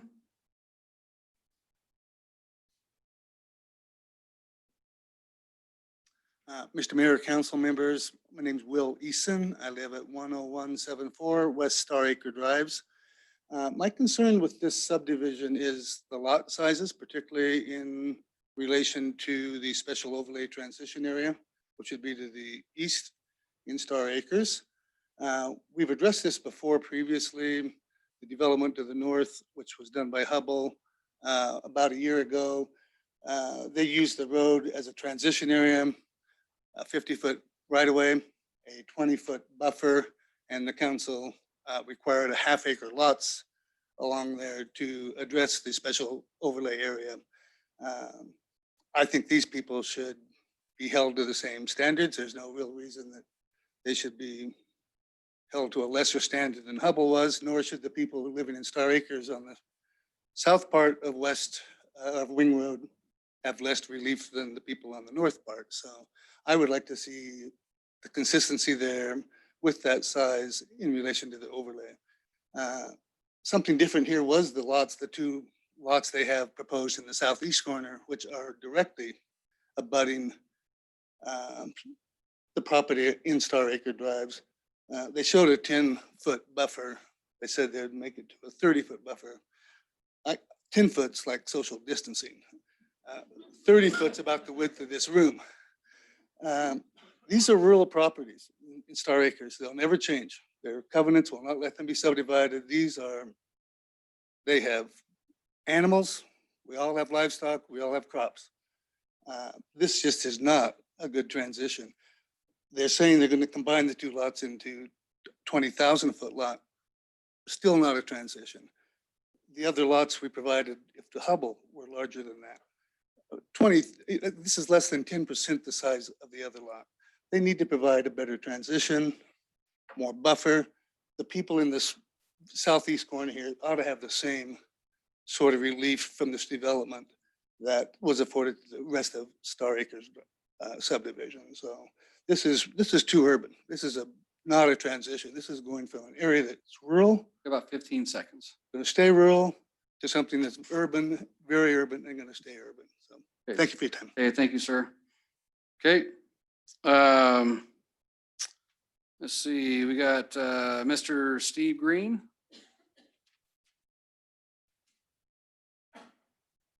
Steve Green, 9999 West Star Acres Drive in Star. Good evening, Mayor and Council, and thank you for this opportunity to speak tonight. I'd like to first share, and I believe others would agree, that living in a rural setting while living close to urban amenities is the best of all worlds. Unfortunately, as time goes on, there will be fewer and fewer such places in the Treasure Valley. The Star Acres subdivision was recognized as special when the comp plan was updated last year. We are a collection of 5-acre lots that allow horses and livestock, barns and outbuildings, and we are still close to urban amenities. Yes, very special.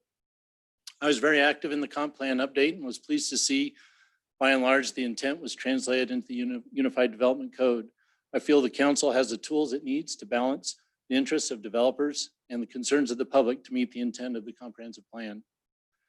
Most importantly, I believe any proposed lot abutting the special transition overlay area should be 1 acre minimum and the homes built single story. This transitional requirement not only provides a transition in size, but also in value. The staff report recognized the problem adjacent to Ann and Lon Cook's home. They're in the southeast corner of the development and make some recommendations, including merging the lots. However, merging those two lots would only provide a half-acre lot. This is not a transition. As I understand the intent of the comp plan and the UDC, I recommend that abutting lots be 1 acre minimum plus buffering. Additionally, to preserve privacy, abutting homes should be single story. Moving on to Wing Road, contrary to what you think I might say, I would support more homes along Wing Road. That is, as long as they are a minimum of 1/2 acre in size and staggered with a 100 by 100 space between each home. The overall open space in the development would be reconfigured to accommodate this. This allows the same amount of open space overall, which I hear is oversized as it is, promotes open space in more areas of the subdivision, and maintains a meaningful large space and creates a more rural feel for those traveling along Wing Road. This benefits both existing and proposed residents. I also feel these larger half-acre lots would provide the diversity within the development that's been mentioned, creating a transition from our 5-acre lots into much smaller lots. Lastly, I recommend the east-west road in the proposed subdivision, Widgeon Road, be realigned to utilize more, to utilize one of the 100-foot gaps I just mentioned and tee it directly into Wing Road further north of its current location, providing more direct access to Brandon. With these suggestions, I believe you will be creating a transition instead of a boundary between existing and proposed neighborhoods. Thank you. Thank you. Okay, we're going to go to Zoom. We have two people that wish to speak. We have Miss Ann, is it Cook? It's Cook. Cook, I'm sorry. Will you state your name and your address for us, please, for the record? It's Elizabeth Ann Cook, 10399 West Rolling Hills Drive. Okay, thank you. The floor is yours. Okay, do I need to, I've got to start video, but it says the host has stopped it. That's okay. You don't have to see me if you can hear me. Yeah, we don't need it. We're good. Okay, thank you.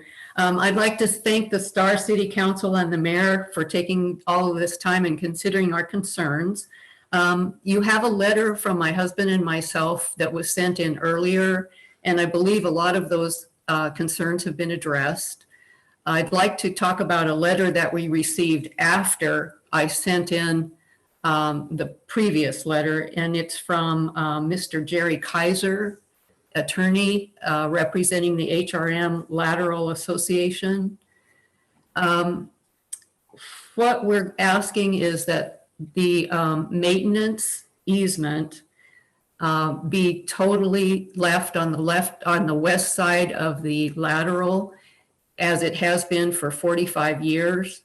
Our house was built in 1975, and I believe the fence and the trees were put in at about the same time. I'm not absolutely certain of that, but when we moved in 1991, 30 years ago, the fence was in its present location and there were mature fruit trees planted there. So I'm assuming that they were in there for quite a long time. For the 30 years that we've lived here, the maintenance on the ditch has always been done from the west side. And as far as I can tell, easements can be for irrigation ditch maintenance can be on either or both sides of the ditch. And we would request that the maintenance easement be totally kept within the Canvasback development on the west side of the ditch, as it has been for 30 years. And Ms. Suggs noted that they were looking at a 30-foot, possibly a 30-foot easement next to our property.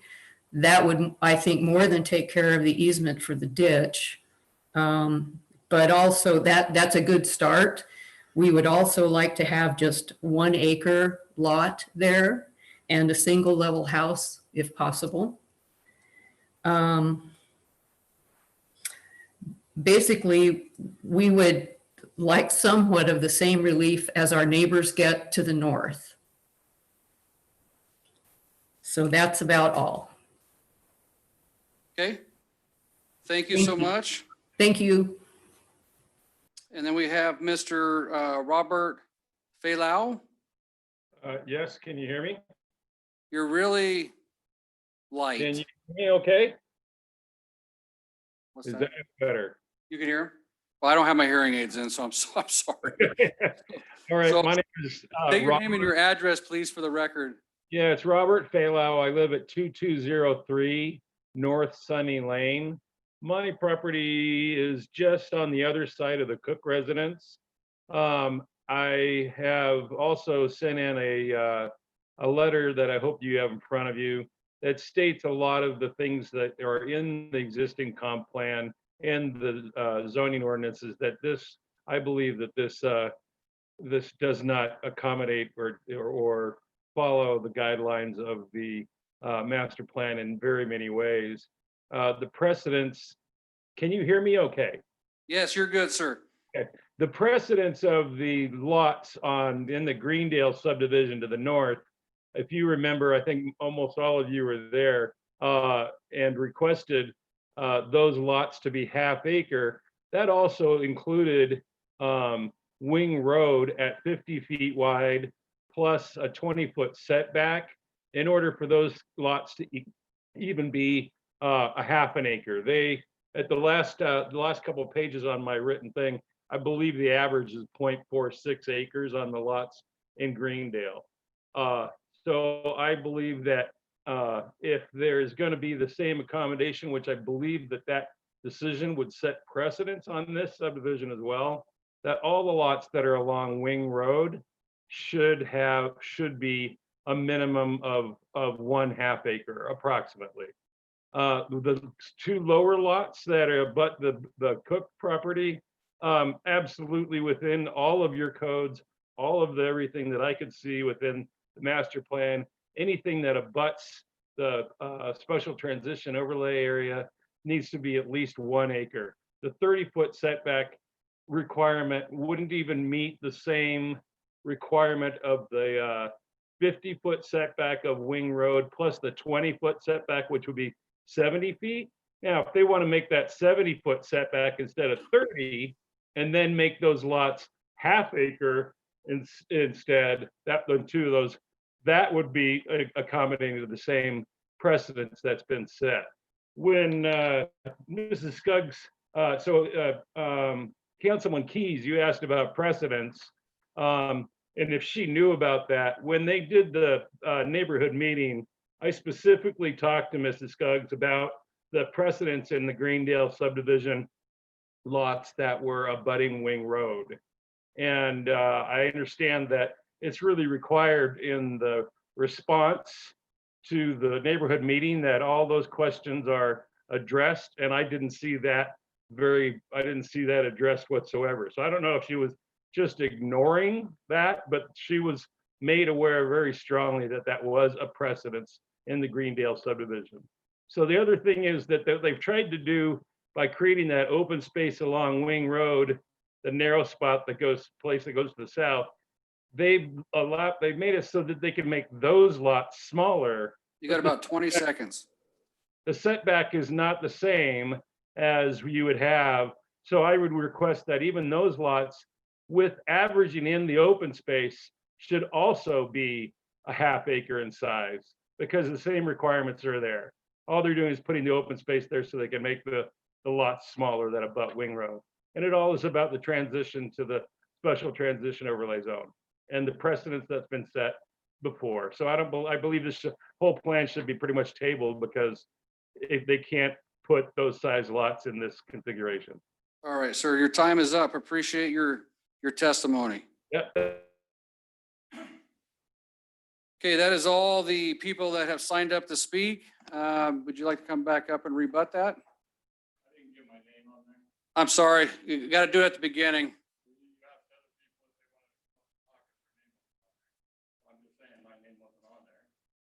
I did? All right. No. I did not? You did it with the other. I did with the other ones. I didn't do it with this one. So we will, huh?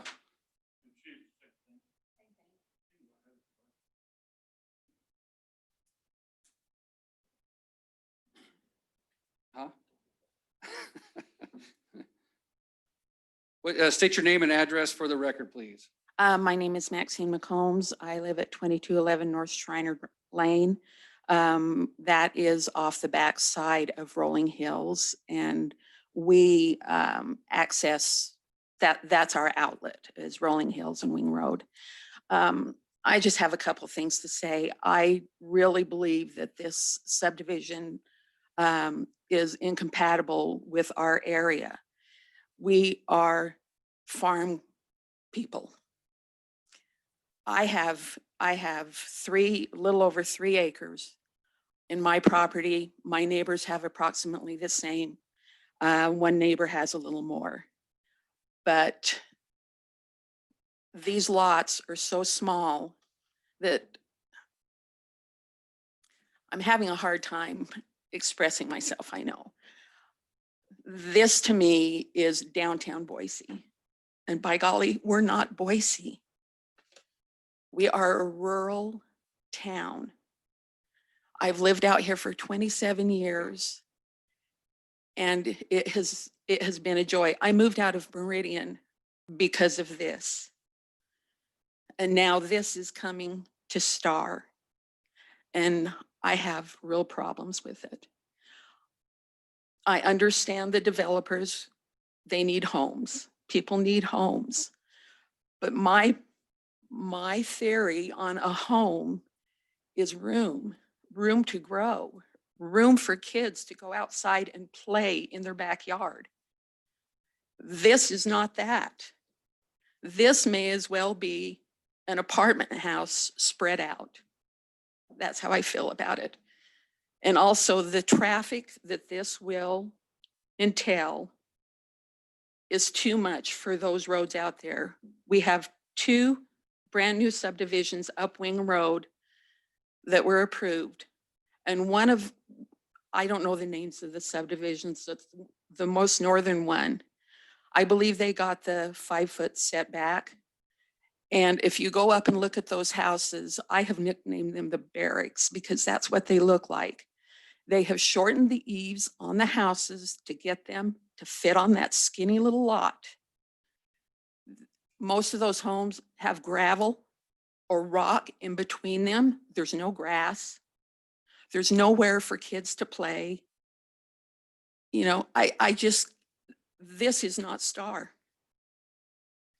And I would ask you as a city council and mayor to deny this and to deny what they're doing to our community. And that's all I have to say. Thank you. Ma'am, can you do me a favor and give me your address again? Because I didn't quite get the whole thing. It's 2211 North Shriner Lane. All right, very good. Thank you so much. You're welcome. All right, sir.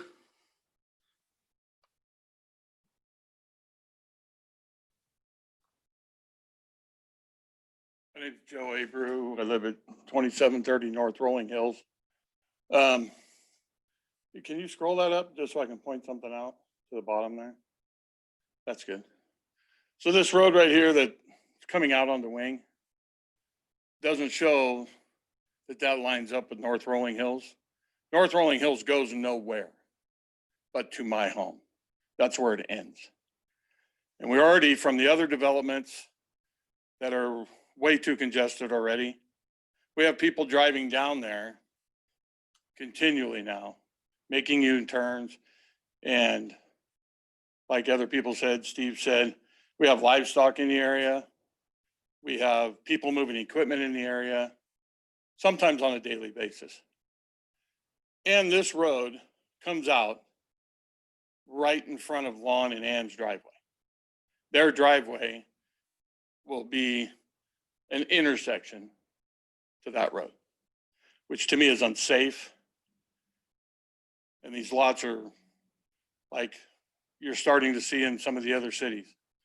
As many lots as possible for the maximum benefit for the developer.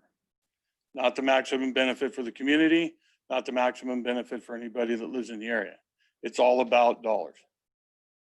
And this park, I come from a law enforcement background, that concerns me from where I come from, because it's just wide open to problems. So somehow that needs to be reconfigured. If you allow this, I think it's not in STAR's best interest and not in, as a council, in your best interest. This is a rural area that they're trying to turn into an urban area, and it should stay rural.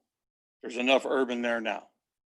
We need to keep it as rural as we can because that's what sounds like you guys want. You want to keep your rural areas, and I understand people need homes, but they don't need homes like this. They don't need them stacked in here like they're stacked in here. They've already got enough of that just in that general area. But, you know, my opinion, do the right thing. Either table it, deny it, wait for a developer that wants to come in and take that piece of property and do however many acres that is, 30-something acres. Have somebody come in and do something that's more rural, but you're close to the amenities that people want, and do 39 1-acre lots. I've heard in here before, oh, you can't make any money doing that. You all know sitting here, that's 100% not true. They've done it in Eagle. They've done it in other cities. You want to do something like that and keep it rural, do 1-acre lots, 39 of them. These people that are here today are doing a development on a piece of property for their own purpose. About 10 seconds, sir. They're doing a community with a 1+ acre lot with almost a little over ½ acre lots, just for that reason. Okay. Thank Hey, Joe, can you give me can you spell your last name for me? 'Cause ABREU. Okay, very good. Thank you, Thank you. sir. All right, that's all that's signed up to speak. The applicant come up and do the rebuttal. Thank you, Mayor and Council. And thank you to our neighbors for speaking. This is great part of the process, as you mentioned previously. I think what I want to just talk about is this is in your comprehensive plan as a neighborhood residential, and you do have in your code that supports 1 to 5 units per acre. Many people have spoken about how wonderful this place is in this general area, and the access to the infrastructure that has already been put in, water and sewer and dry utilities, and also the availability of closeness to parks and schools and places where people want to live. And it is important to start creating a more urban atmosphere in these areas. This is an appropriate, meet your code, meet your comprehensive plan, and I can't probably can't emphasize that enough. This does meet your code and your comprehensive plan, and we agree with the conditions. We do understand the neighbors are looking for something a little different. And yes, there are 5-acre lots there to the east that won't be anything else because they're in a special overlay. But we feel like that we've done some really good ways of opening up some of that space along Wing Road that allows for the transition. We do think that when you're on Wing Road and you're looking at a home that has a 100-foot wide lot, whether it's 100 feet beyond that for a 10,000 square foot lot or 100 feet or 200 feet beyond that, from Wing Road, you probably would not know that because of what you're seeing is the frontage along Wing Road. I have been given authority that those 4 lots could be made 1-story lots as well, 1-story homes as well. So you would along Wing Road have 1-story homes next to Mrs. Cook, who was on the phone. She lives next to the southeast. So we've spoken before. She is right. Mr. Kaiser did write a letter because he was explaining to her that 10 feet of the easement for that ditch was on her property. We are willing to pipe that in and maintain that pipe. So we would maintain it from the west side, from our property. So Mrs. Cook should be happy with, we're doing that. I think the lady, our neighbor that lives on Shriner, she's right. People need homes. And this is one of the ways that we can provide homes for people that don't necessarily want a large yard or animals. And they do want a house that is reasonably affordable and has opportunities to get to other neighborhoods and also to schools and to shopping and to have a park that their kids can play in.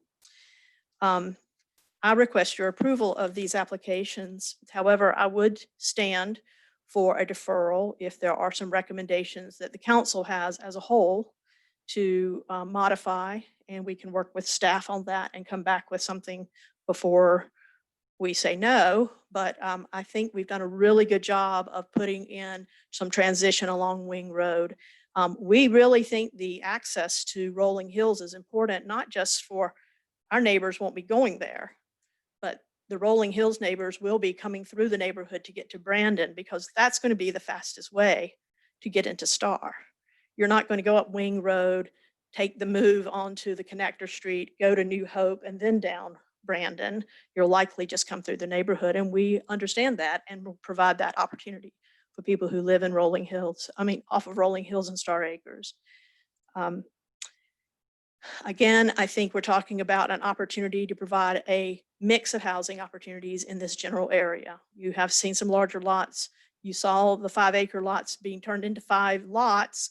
One of them was 1.5 acres. The others were smaller than that. So they were not acre lots, all acre lots in that 5-acre sub. So there are opportunities for people who want a little more land right across the street, but here's an opportunity for people who really need a home in Star because they love it, and provide them with the opportunity to buy a house here.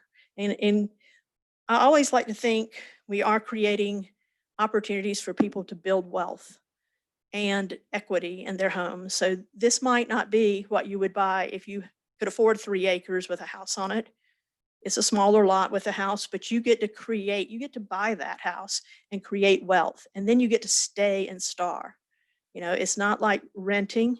These are opportunities for people to move into this great community and purchase a house and maybe stay in there. Maybe they end up buying a Star Acres plot one day because they love living here. Let's see, not everyone wants animals in their lots. Not a lot of people like myself, and I have to admit, I live on a 6,000 square foot lot, and it is all I can do to maintain it as a single person. A lot of people are in my same shoes. They don't really need. I live 10 feet from my neighbor in an older subdivision. I have some nice trees. We're planting trees throughout this project, and it is an incredible opportunity for me to have a home in a great neighborhood and not have a big yard to take care of because I'm already maxed out. I'm trying to look at some other things. Again, your comprehensive plan does call for this area to be 1 to 5 acres, 1 to 5 units per acre in your comprehensive plan and in your zoning. And I request your approval. If you are inclined to deny, we would like to come back to you with some of your suggested changes before you deny us. Okay, any questions of the applicant? I do have some questions and comments here. I am inclined to have it tabled, and really we need to, in my opinion, protect those folks that have been here in that subdivision that's been here for a long time. And in fact, I was the one that moved the table, the Griner project or Greendale project that was above that. I would like to see you do 1/2 acre lots all the way along Wing Road and then step it down from there, right? And reduce the density. This is the chance right now. If we were to approve it like it is, we lose it. We absolutely lose it, right? I am a firm believer that we need to, even though it says 1 to 5, we need to be responsible about that 1 to 5, right? We need to make sure that the traffic's that a road's gonna be able to bear that traffic. And we're going through a comp plan update right now to reduce the density possibly north of Floating Feather because of the traffic concerns that we have. Because we only have a couple accesses on the Highway 44 and a couple on the Highway 16. So I would like to see you step that down from 1/2 acre lots there and protect those folks that have been there since, one of them said they were there since Miss Ann Cook was there since 1991. I don't know about the others, but that's a long time. And so I knew she didn't buy a house in 1991 out there, realizing that there's gonna be a high density development right next door to her, right? So that's why we put it as a special overlay district. So we can try to protect those folks that are there, right? Although they're not in the city of Star, they're still residents of Star, right? They're still our people that are out here. And I have a question. Who's the developer and builder of this product? The developer is Trilogy Development. Is that Corey? No, Corey is a builder and will likely be building these. So Yes, but Trilogy is a developer that does the utilities and roads. For And then them? and then they sell lots to others. Okay. This property particularly is owned by the Hines, and it's my understanding that it will be sold to Corey Barton. Okay. Because I know he has a product that is more upscale product that he does for the city of Eagle, and maybe that's more appropriate for something like this here. So you get those 5-foot side setbacks to me are just like, I can't remember who said it. You go up there to trap let's see, is it Trident?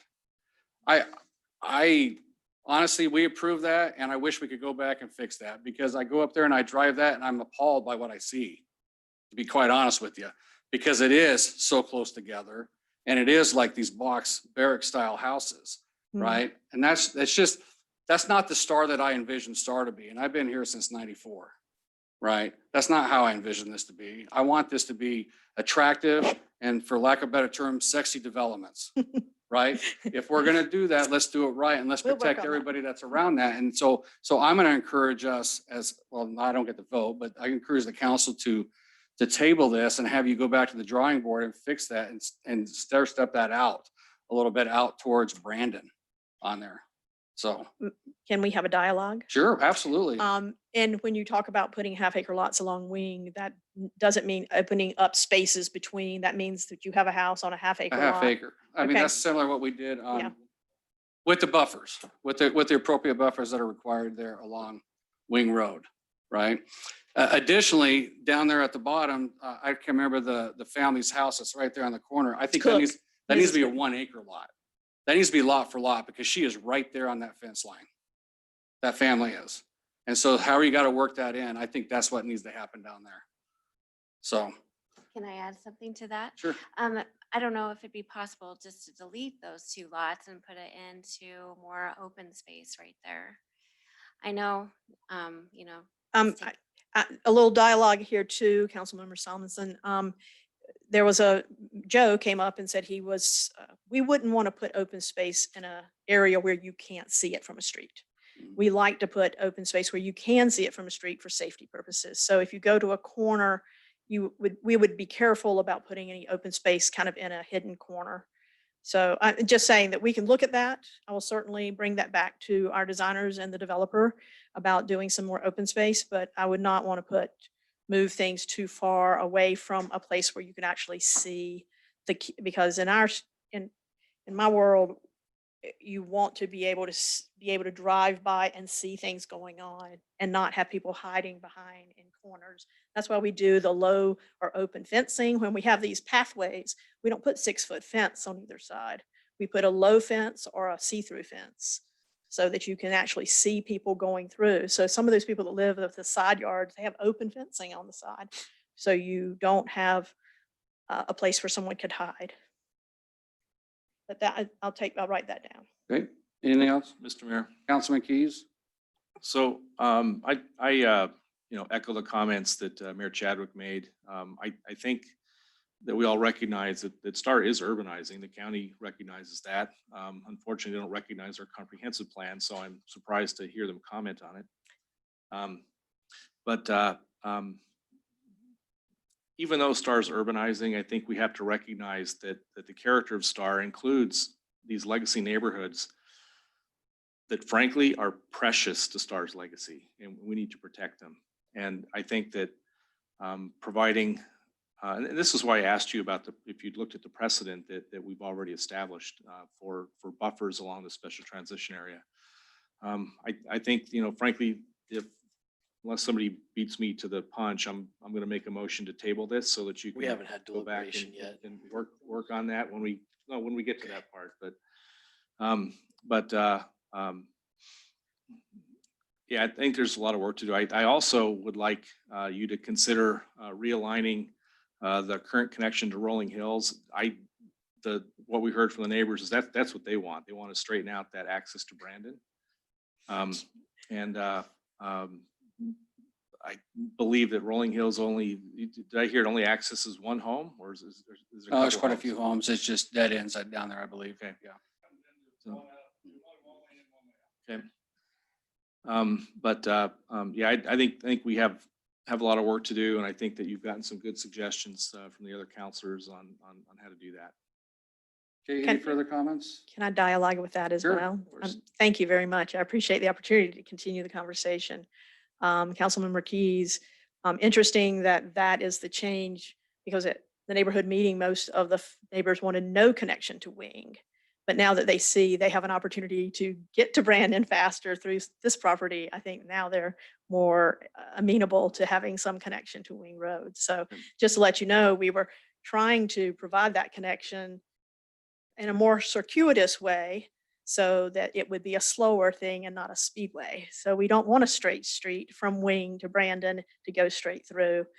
We want something that might be a little slow people down, because people will be living on that street.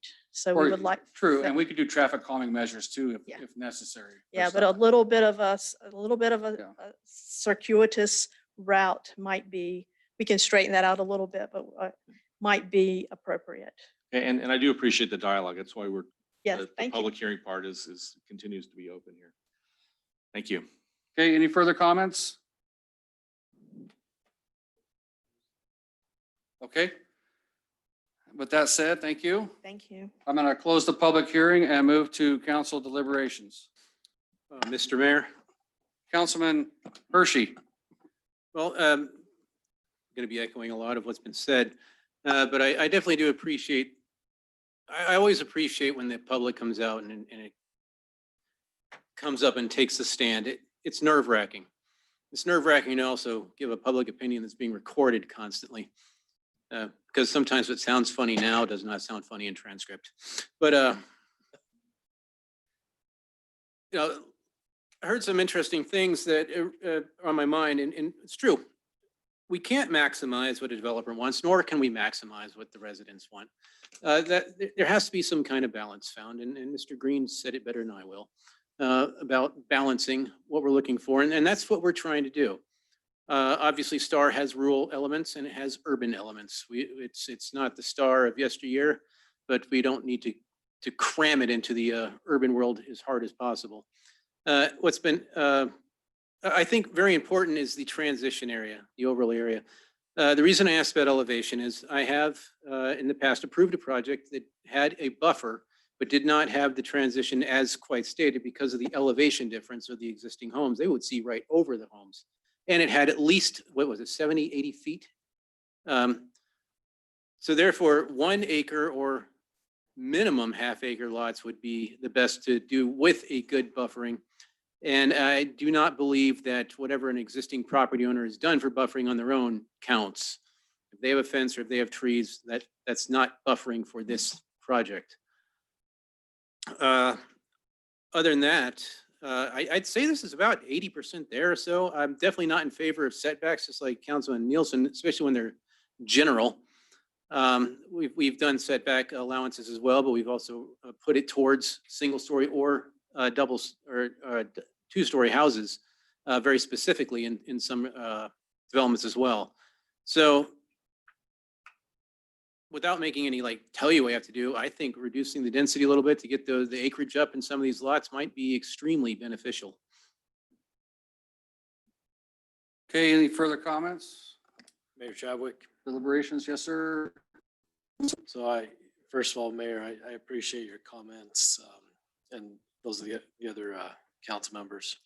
You know, for the first 4 years I served on this council, I caught a lot of heat from the community because I've been one that, you know, I look at our comprehensive plan, I look at our code, and I feel that it's my responsibility to make sure that we're following those things. I think that those things are a reflection of the community and the people before me that put them in place and had them approved. At the same time, I wanted to see changes, and we've recently put a lot of changes into our comprehensive plan and into our unified development code. And we're in fact considering additional changes to our comp plan right now. Those processes are really important for public involvement, and some of the testimony I've heard from the public here tonight, you know, I don't mean this in any demeaning or derogatory way at all, but I didn't hear those comments when we did our comp plan and when this area was designated the way it was. I wish I would have. I wish we could have made that change then. And I would hope that anybody listening or watching this afterward would look around them and look at what we're doing in the comp plan. It's open right now. We're making changes. And so it takes the whole community to get out there and to get ideas so that we can put that in code and then use that as a basis of operation for the decisions that we make further on down the road. But having said that, I don't think that precludes us from making some important changes to this application here tonight. Again, you know, we've put these things in the code. The setbacks and the you know, property alignment and buffering for existing large lots, we codified those things for a reason, and I just don't feel like that's something that I want to make a waiver on. Very often, if at all, we put it in there very deliberately because we wanted to send a signal to the developers who are coming out there and making their plans that this is what we expect. And I don't think that a developer should come in expecting a waiver for things that we've put in our zones and in our code. And so I would appreciate designs that come in that meet our code, you know, at least at the outset. And then the conversation is, well, hey, you know, if I could make this a little bit better, if I had a waiver in this particular instance. And so I think that would be an approach that I would appreciate on a comeback for this. I do expect to have the cooks to be treated and others that are around this property to be treated at least the same way that we've treated our other developments around this area, with the same sort of you know, buffering and setbacks and things like that. And I think that there's a fair bit of work to do here, again, on the side setbacks. I'm not at all in favor of those being 5 foot into 2 stories. So that's I don't know if that's just a long way of echoing what everybody else said, but you know, that's kind of the way I feel about it. This area is absolutely special. And the fact that it is in there as 1 to 5 acre lots, I think in order to respect the surrounding area, we should be more in line with those rural areas. But I'm going on because I knew there was another thought I had and it just came to me. And and that thought is that, you know, one of the things that we did in our last comprehensive plan update and in our unified development code, we created zoning designations for rural, agricultural and estate lots. And, you know, the State Land Use Act tells us that our responsibility is planning for urban and urban-like development. And we did that here in Star for a number of years. We got a lot of area and a lot of product that looks exactly like this. State code also calls for a variety of housing types and spaces. But we put in our urban and urban-like development, agricultural and estate designations, because we believe that Star's urban look and feel is more agricultural and more rural and should have these opportunities for estate lots. And this is the area where we've had it for years and where I think that it needs to be you know, respected and developed out in a very harmonious, not just, yeah, residential equals residential harmonious, but very harmonious, aesthetically, you know, similar transition areas. So now I'm done. Okay, breathe, okay? Jennifer, do you have anything to say? Or does anybody got a motion to make, or? I'm going to make a motion. Okay, Beat me to it. I move to table the Canvasback subdivision application. Do I have to read off the file numbers? Or not? No, we're good. Okay.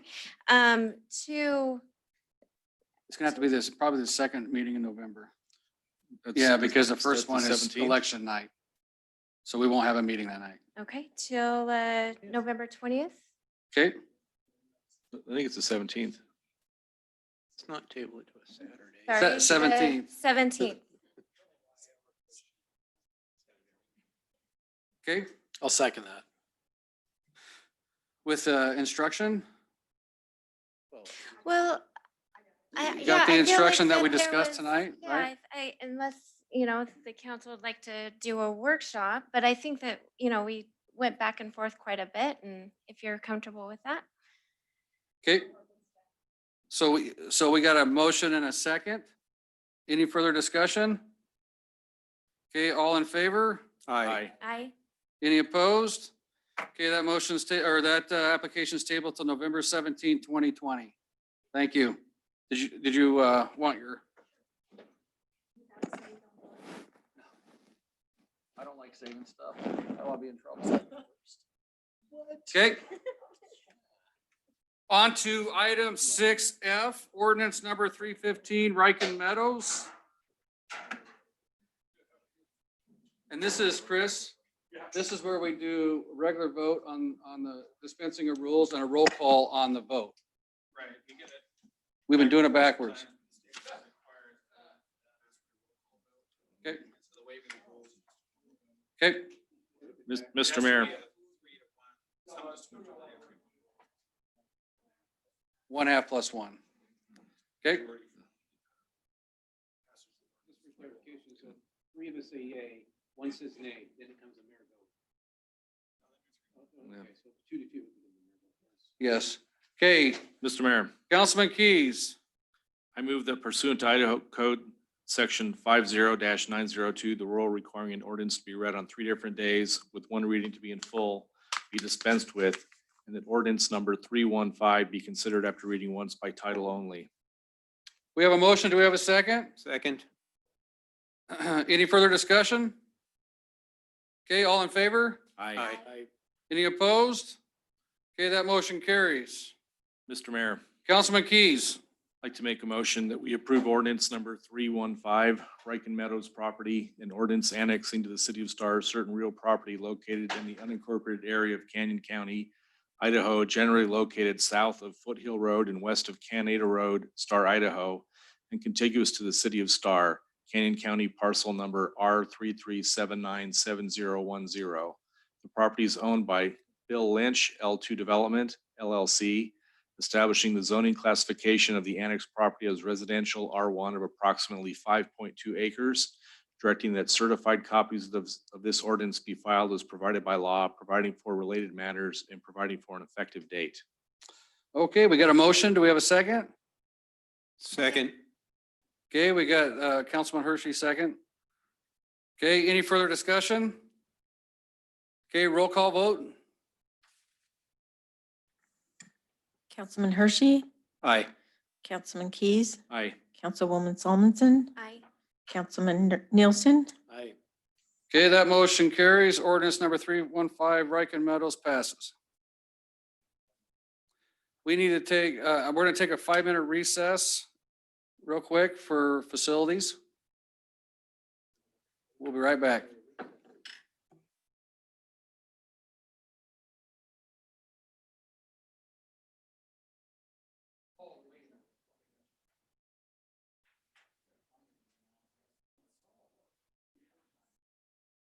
Alter ego.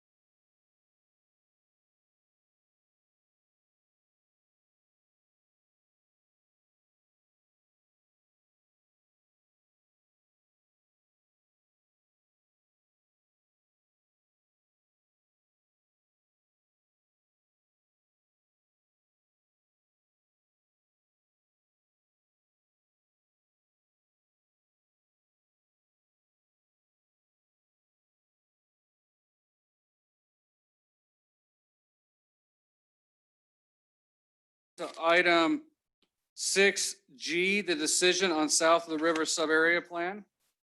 We had several proposals that we got to read and got to watch a presentation, which I think was very beneficial to many of us up here on that. So we're up to that decision point on there. So anybody have any comments or Mr. Mayor, Councilman Keys? so I'd like to ask the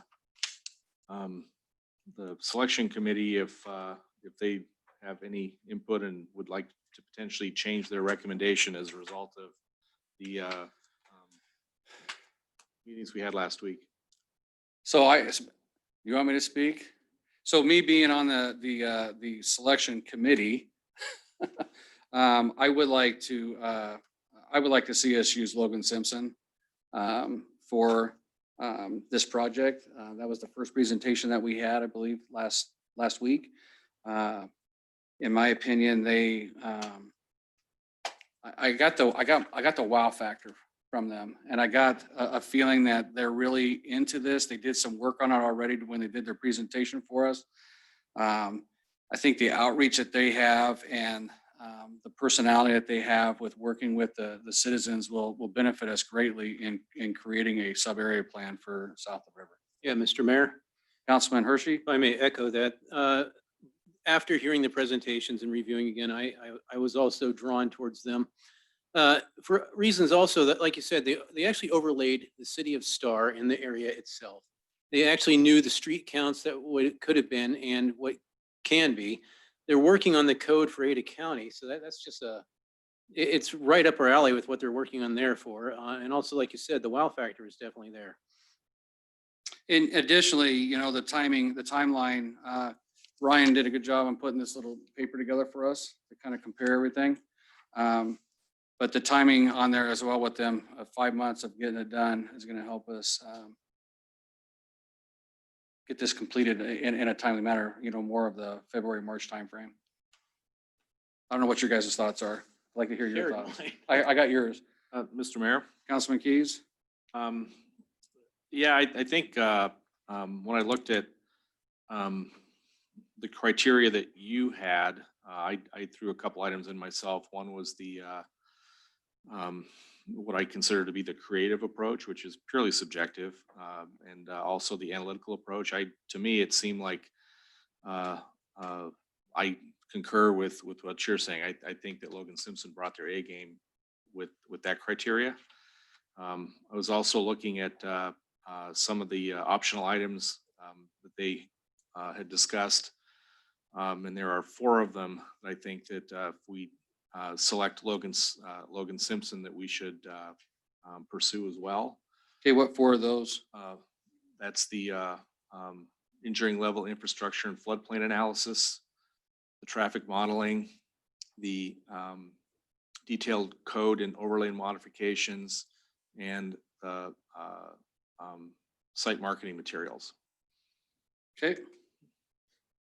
So if we were to go with that, we would go with a contract of 105 is what adds up for you? That would add up to 105, although I think if you go to negotiations, I'd see if you could negotiate the whole package down to an even 100, which is what our budget is for that. Okay. Although if we did have to go over a little bit, I think in our current climate, I think the budget would tolerate that. But I think all of those items in the package really add value to it that will be useful going forward. And when we talk about this fiscal impact analysis, I know Compass is working on that product for us right now anyway, so there's no reason for us to duplicate that effort. The visual simulations might be interesting to have. They're not expensive, but it might be something that our citizens would value, and something that we could use as something to sell the city to others who are considering investing here, not just in the south of the river area, but so it's something you may want to think about. But okay, certainly, nothing. It's not a hill I'm going to die on. Okay, Councilwoman. Yeah. So the first optional item that you said was that sorry, I missed it. Was that the market analysis? No, the floodplain. The floodplain. Okay, that's what I had as well. The same 4. Thank you. Kevin, do you have any further comments or anything, or? Sure, Mayor Chadwick. I appreciate the council letting us go through this project. I know that was maybe not our desired path, but to let us go through the process and have them come back. I really felt bad I wasn't there in person. I did watch the entire proceedings last night before this meeting so that I could hear your comments and hear the presentations and be as prepared as possible to participate this evening. I felt like that any questions I would have asked of the three candidates, you guys covered those. And so I really appreciate that. I like the selection or the recommendation for Logan Simpson. They are the low cost bid. Not considering the extra items, but I don't think those should be in consideration when we're looking at who the low cost bidder is. Realizing that's not the absolute requirement, I do think it does reflect, though, the general goal of municipalities and government entities to go with the low cost bid. So appreciate that recommendation. And with that, I would move to award this to Logan Simpson. Do we want to do we need to set a dollar amount, Chris? You could set a not to exceed amount. Okay. You want to set a not to exceed amount of 110 and see if we can negotiate that, or Yeah, I think that with the add-ons? It's 105, isn't it? no, that's fine. Well, if we do the visual. Okay, do 110 and then try to negotiate down. Yeah, let's set a maximum of 110. Second. Sorry, No, I that's cut Jennifer off, so I didn't mean to do that. 110 is fine. Okay. So we got a motion and a second. Any further discussion? You want to add anything? I'm sorry. Nope, I Okay. am in full support. All right, all right. I just want to make sure I didn't hose you on that. Sorry. So 110,000, so we got a motion and a second. No further discussion. All in favor? Aye. Any opposed? Okay. So that motion carries 110 for Logan Simpson. So we need to get with them ASAP. All right. Item 6H, we need to approve the Docutopia contract with COVID funds. So you guys are aware, we submitted our request to the State Controller's Office to utilize COVID funds to pay for this conversion, and it was accepted. So that's awesome. So we budgeted last year $60,000, or not last year, we budgeted $60,000 for this budget year that we're in for it, but we will be utilizing. There's gonna be two contracts we're gonna do. One's for the software and the other one's for the installation of the software and the conversion of all the files, which comes out to roughly $51,000. Additionally, we'll be utilizing, because of all the stuff we have going on in the city and the things we're doing, we're gonna bring in some temporary work, which is probably gonna accommodate some of that, up to that $60,000 figure. But it'll all be reimbursed through COVID funds on there. You guys have questions on that? I know Reed's here for it. Reed is for it.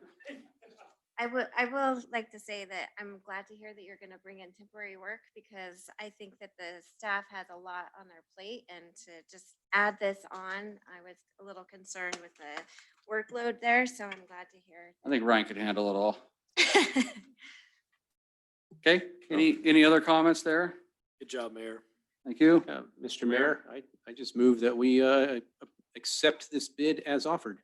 The two bids, do we have to specify two bids? Bids. Okay. Second. We have we have a motion and a second. Any further discussion? Mr. Mayor, the bids are, they add up to a total of 51,680. So I'd like to amend the motion if we can to include that dollar amount. Okay. With the understanding that I'm going to use temp labor, that's going to add up to probably that 60,000. I'm just talking about Okay. this. All right. How you manage city staff. You want to amend that motion? Amended as noted. Okay. Seconded as noted. Amended, second as noted. Any further discussion? Okay, all in favor? Aye. Aye. Any opposed? Okay, that motion carries. Thank you. Okay, on to item 6 or 7, reports. Chief? Yes, Mayor. Two things real quick. I just wrestling. If it's a joke, then I do wrestling, please keep it short. See ya. Mayor, Council, Jake Vogt, Chief of Police here in Star. I do want to update the council on your new detective selection. So we have selected Deputy Jonathan Steele, who's already currently a Star deputy. He will now be Detective Jonathan Steele, effective this coming up Sunday. The reason being, I think I explained before, our human resources process at the sheriff's office is on a 2-week pay cycle. So every other Sunday is a new pay cycle. And so we always need to do our transfers monetarily, our personnel transfers on those days to make it work out for human resources. So that new position will be, good to go Sunday. The deputy that was selected to take his spot, Jonathan's currently the day shift deputy here in Star, one of the 2 day shift deputies. Your new Star deputy will be Derek Brashears. Oops, I apologize. One of the things I look at, when we look at filling, whether it's a detective position or a deputy position, is 3 things. 1, can they do the job? 2, are they a good fit for us with our police officers here? And also 3rd, are they a good fit for our culture here in Star? And I can tell you that Derek Brashears absolutely will fit our culture here in Star. So he'll be a good addition to our team here. So hopefully in the next little bit, we'll be able to get him in here so you can put a face to a name. But if you happen to see a stranger driving a Star police car, it's probably him. So, but yes, so I also want to address our radar trailer. We've had it a week and a half deploying, out in town. We've had some pretty good successes. We've already had, numerous calls in saying that people have seen a reduction in the speeds of the vehicles. So that's a good thing. Just so the council knows kind of my plan as far as the next month or so, how I'm going to deploy it. Obviously, we have quite a few hot spots around town where we get a lot of calls. What I've been wanting to do is get it out a day in each spot to hopefully get relief quickly in each of those spots. 1, so the citizens can see it out there, and 2, for the neighbors that are potentially doing the speeding can also see it out there. So all these hot spots, I'm going to try and put out some small fires, with it daily in each spot. Once that's done, then I'll be leaving it out there 2, 3, 4, 5 days in a row in a location. So that's kind of the plan over the next few weeks. I currently can't leave it out at night because I don't have a wheel chock for it and I don't want it to grow legs and leave. So we've been bringing it in each night and storing it safely. But eventually it will be out, later. So just wanted to update the council on that. And so I stand for any questions if there might be. Chief, Mr. Mayor. Yes. So does the city need to buy some wheel chocks for our trailer? So I have some on order. I just had to wait until my funds opened up October 1, basically. So I've got them. Checks in the mail. They're on the way. So we will get some wheel chocks. Chadwick. Councilman Nielsen. So Chief, I was I gonna say? Oh yeah, sorry, second time this happened tonight. So we got lots of folks enjoying our park and our sports activities and stuff like that. Just wonder if we could have a little extra attention on the parking around Hunters Creek Park. We've got that area that's posted no parking, and it's just chock full of vehicles that are parking there on a regular basis when activities are going on. Yes, are you referring to the up on Floating Feather? Yeah. Yes, Councilman, we'll address that. Thank you. Yep. Any further comments? All right, thank you, sir. Thank you. Appreciate it. Ryan, Sean, anything? Nothing? Chris? Councilman Hershey? I'll keep it really short due to time. Everything I was going to say was said in the first presentation. And also I did attend the first VRT meeting, but nothing really to report on it as of yet. I have an orientation that I'm going to talk with them down the road, but it's been scheduled out a few weeks. Very good. Councilman Keys, sorry. Mr. Mayor, I attended a chamber meeting last week, and we held it at the new fire station, and Chief Tominski hosted tours for everybody. And all I can say is, if you haven't seen a new fire station, you're in for a treat when you do see it.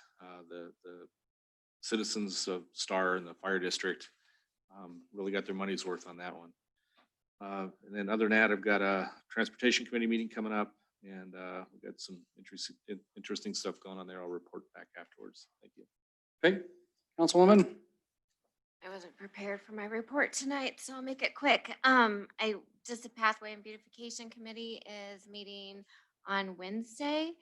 Are they allowed to meet here at City Hall now? Oh, or yeah, not? they can, absolutely. Okay. They have been meeting at 9660 West State Street. Your office? In my office, since the City Hall was closed for a while for the public or, committee meetings. So good to know that we can come back here. But anyone who wants to come to our meeting, we're going to start talking pathways. Super exciting. I can't stop thinking about it. Master pathway. That's all I have. Good. Councilman Nielsen? How do you follow Councilwoman pathway? Sorry, I'm taking that out. I've had the opportunity to meet with some folks that are considering improving our economic development situation here in Star. And it sounds like we got a couple more of those coming up. So looking forward to being able to talk about those. That's my report. I yield my time to the mayor. So just so everybody's aware, I don't have his committee really going right now. That's on me because we're kind of doing this as a tandem with talking with these businesses and stuff out there. And like you said, we have some good things I think that'll be coming up here for the city of Star. Just can't announce those things as of yet. So we'll just kind of hang that carrot for a while. Our traffic impact study for Highway 16 to Seneca Springs. To where? Oh, yeah, but at Seneca Springs is done, and it is favorable for us. And so the final, she said, would get to us tomorrow. Is that correct? But, okay, by the end of the week. We'll get that here, hopefully by the end of the week. We're going to put a cover letter to it and get it to ITD, and then we'll get it out to you guys as well, once we get it, so you can see it. So we had a meeting on that today, which was good, with 6 Mile. I was at that domestic violence thing, what is the ceremony, for lack of a better word, on there to talk about domestic violence issues here in Idaho. Dana did a nice write-up on that. That's on our social media pages, and that's why I'm wearing our little purple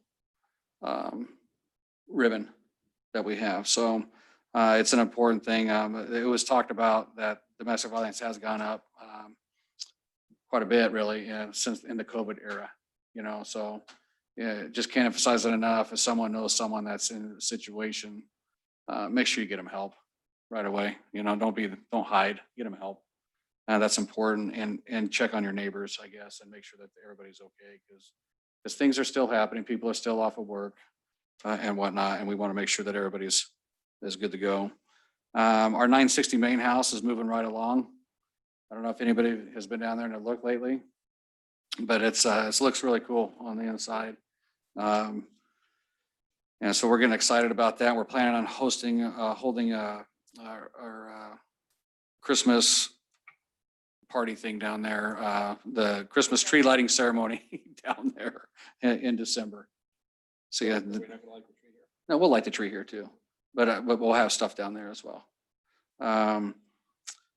I have a meeting with Ryan Morgan on Thursday about the dog park in Hunters Creek both, so we'll be getting those puppies rolling as well. I got the dog park items all ordered.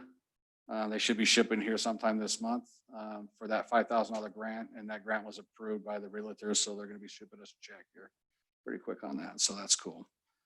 And I'd already talked about the economics. So, all right, with that said, I appreciate everybody. Huh? Oh, yes, tomorrow I do have my meet and mingle here at City Hall. I want to see as many people as we can come and see me. I think at 10 to 11 o'clock, and then again tomorrow night from 7 to 8 o'clock. So if you guys know people, just send it out if they want to come. We'll talk all things Star in here, whatever they need. All right. With that said, appreciate everybody. Thank you. It was not as bad of a long night as we thought it was going to be. So we're done.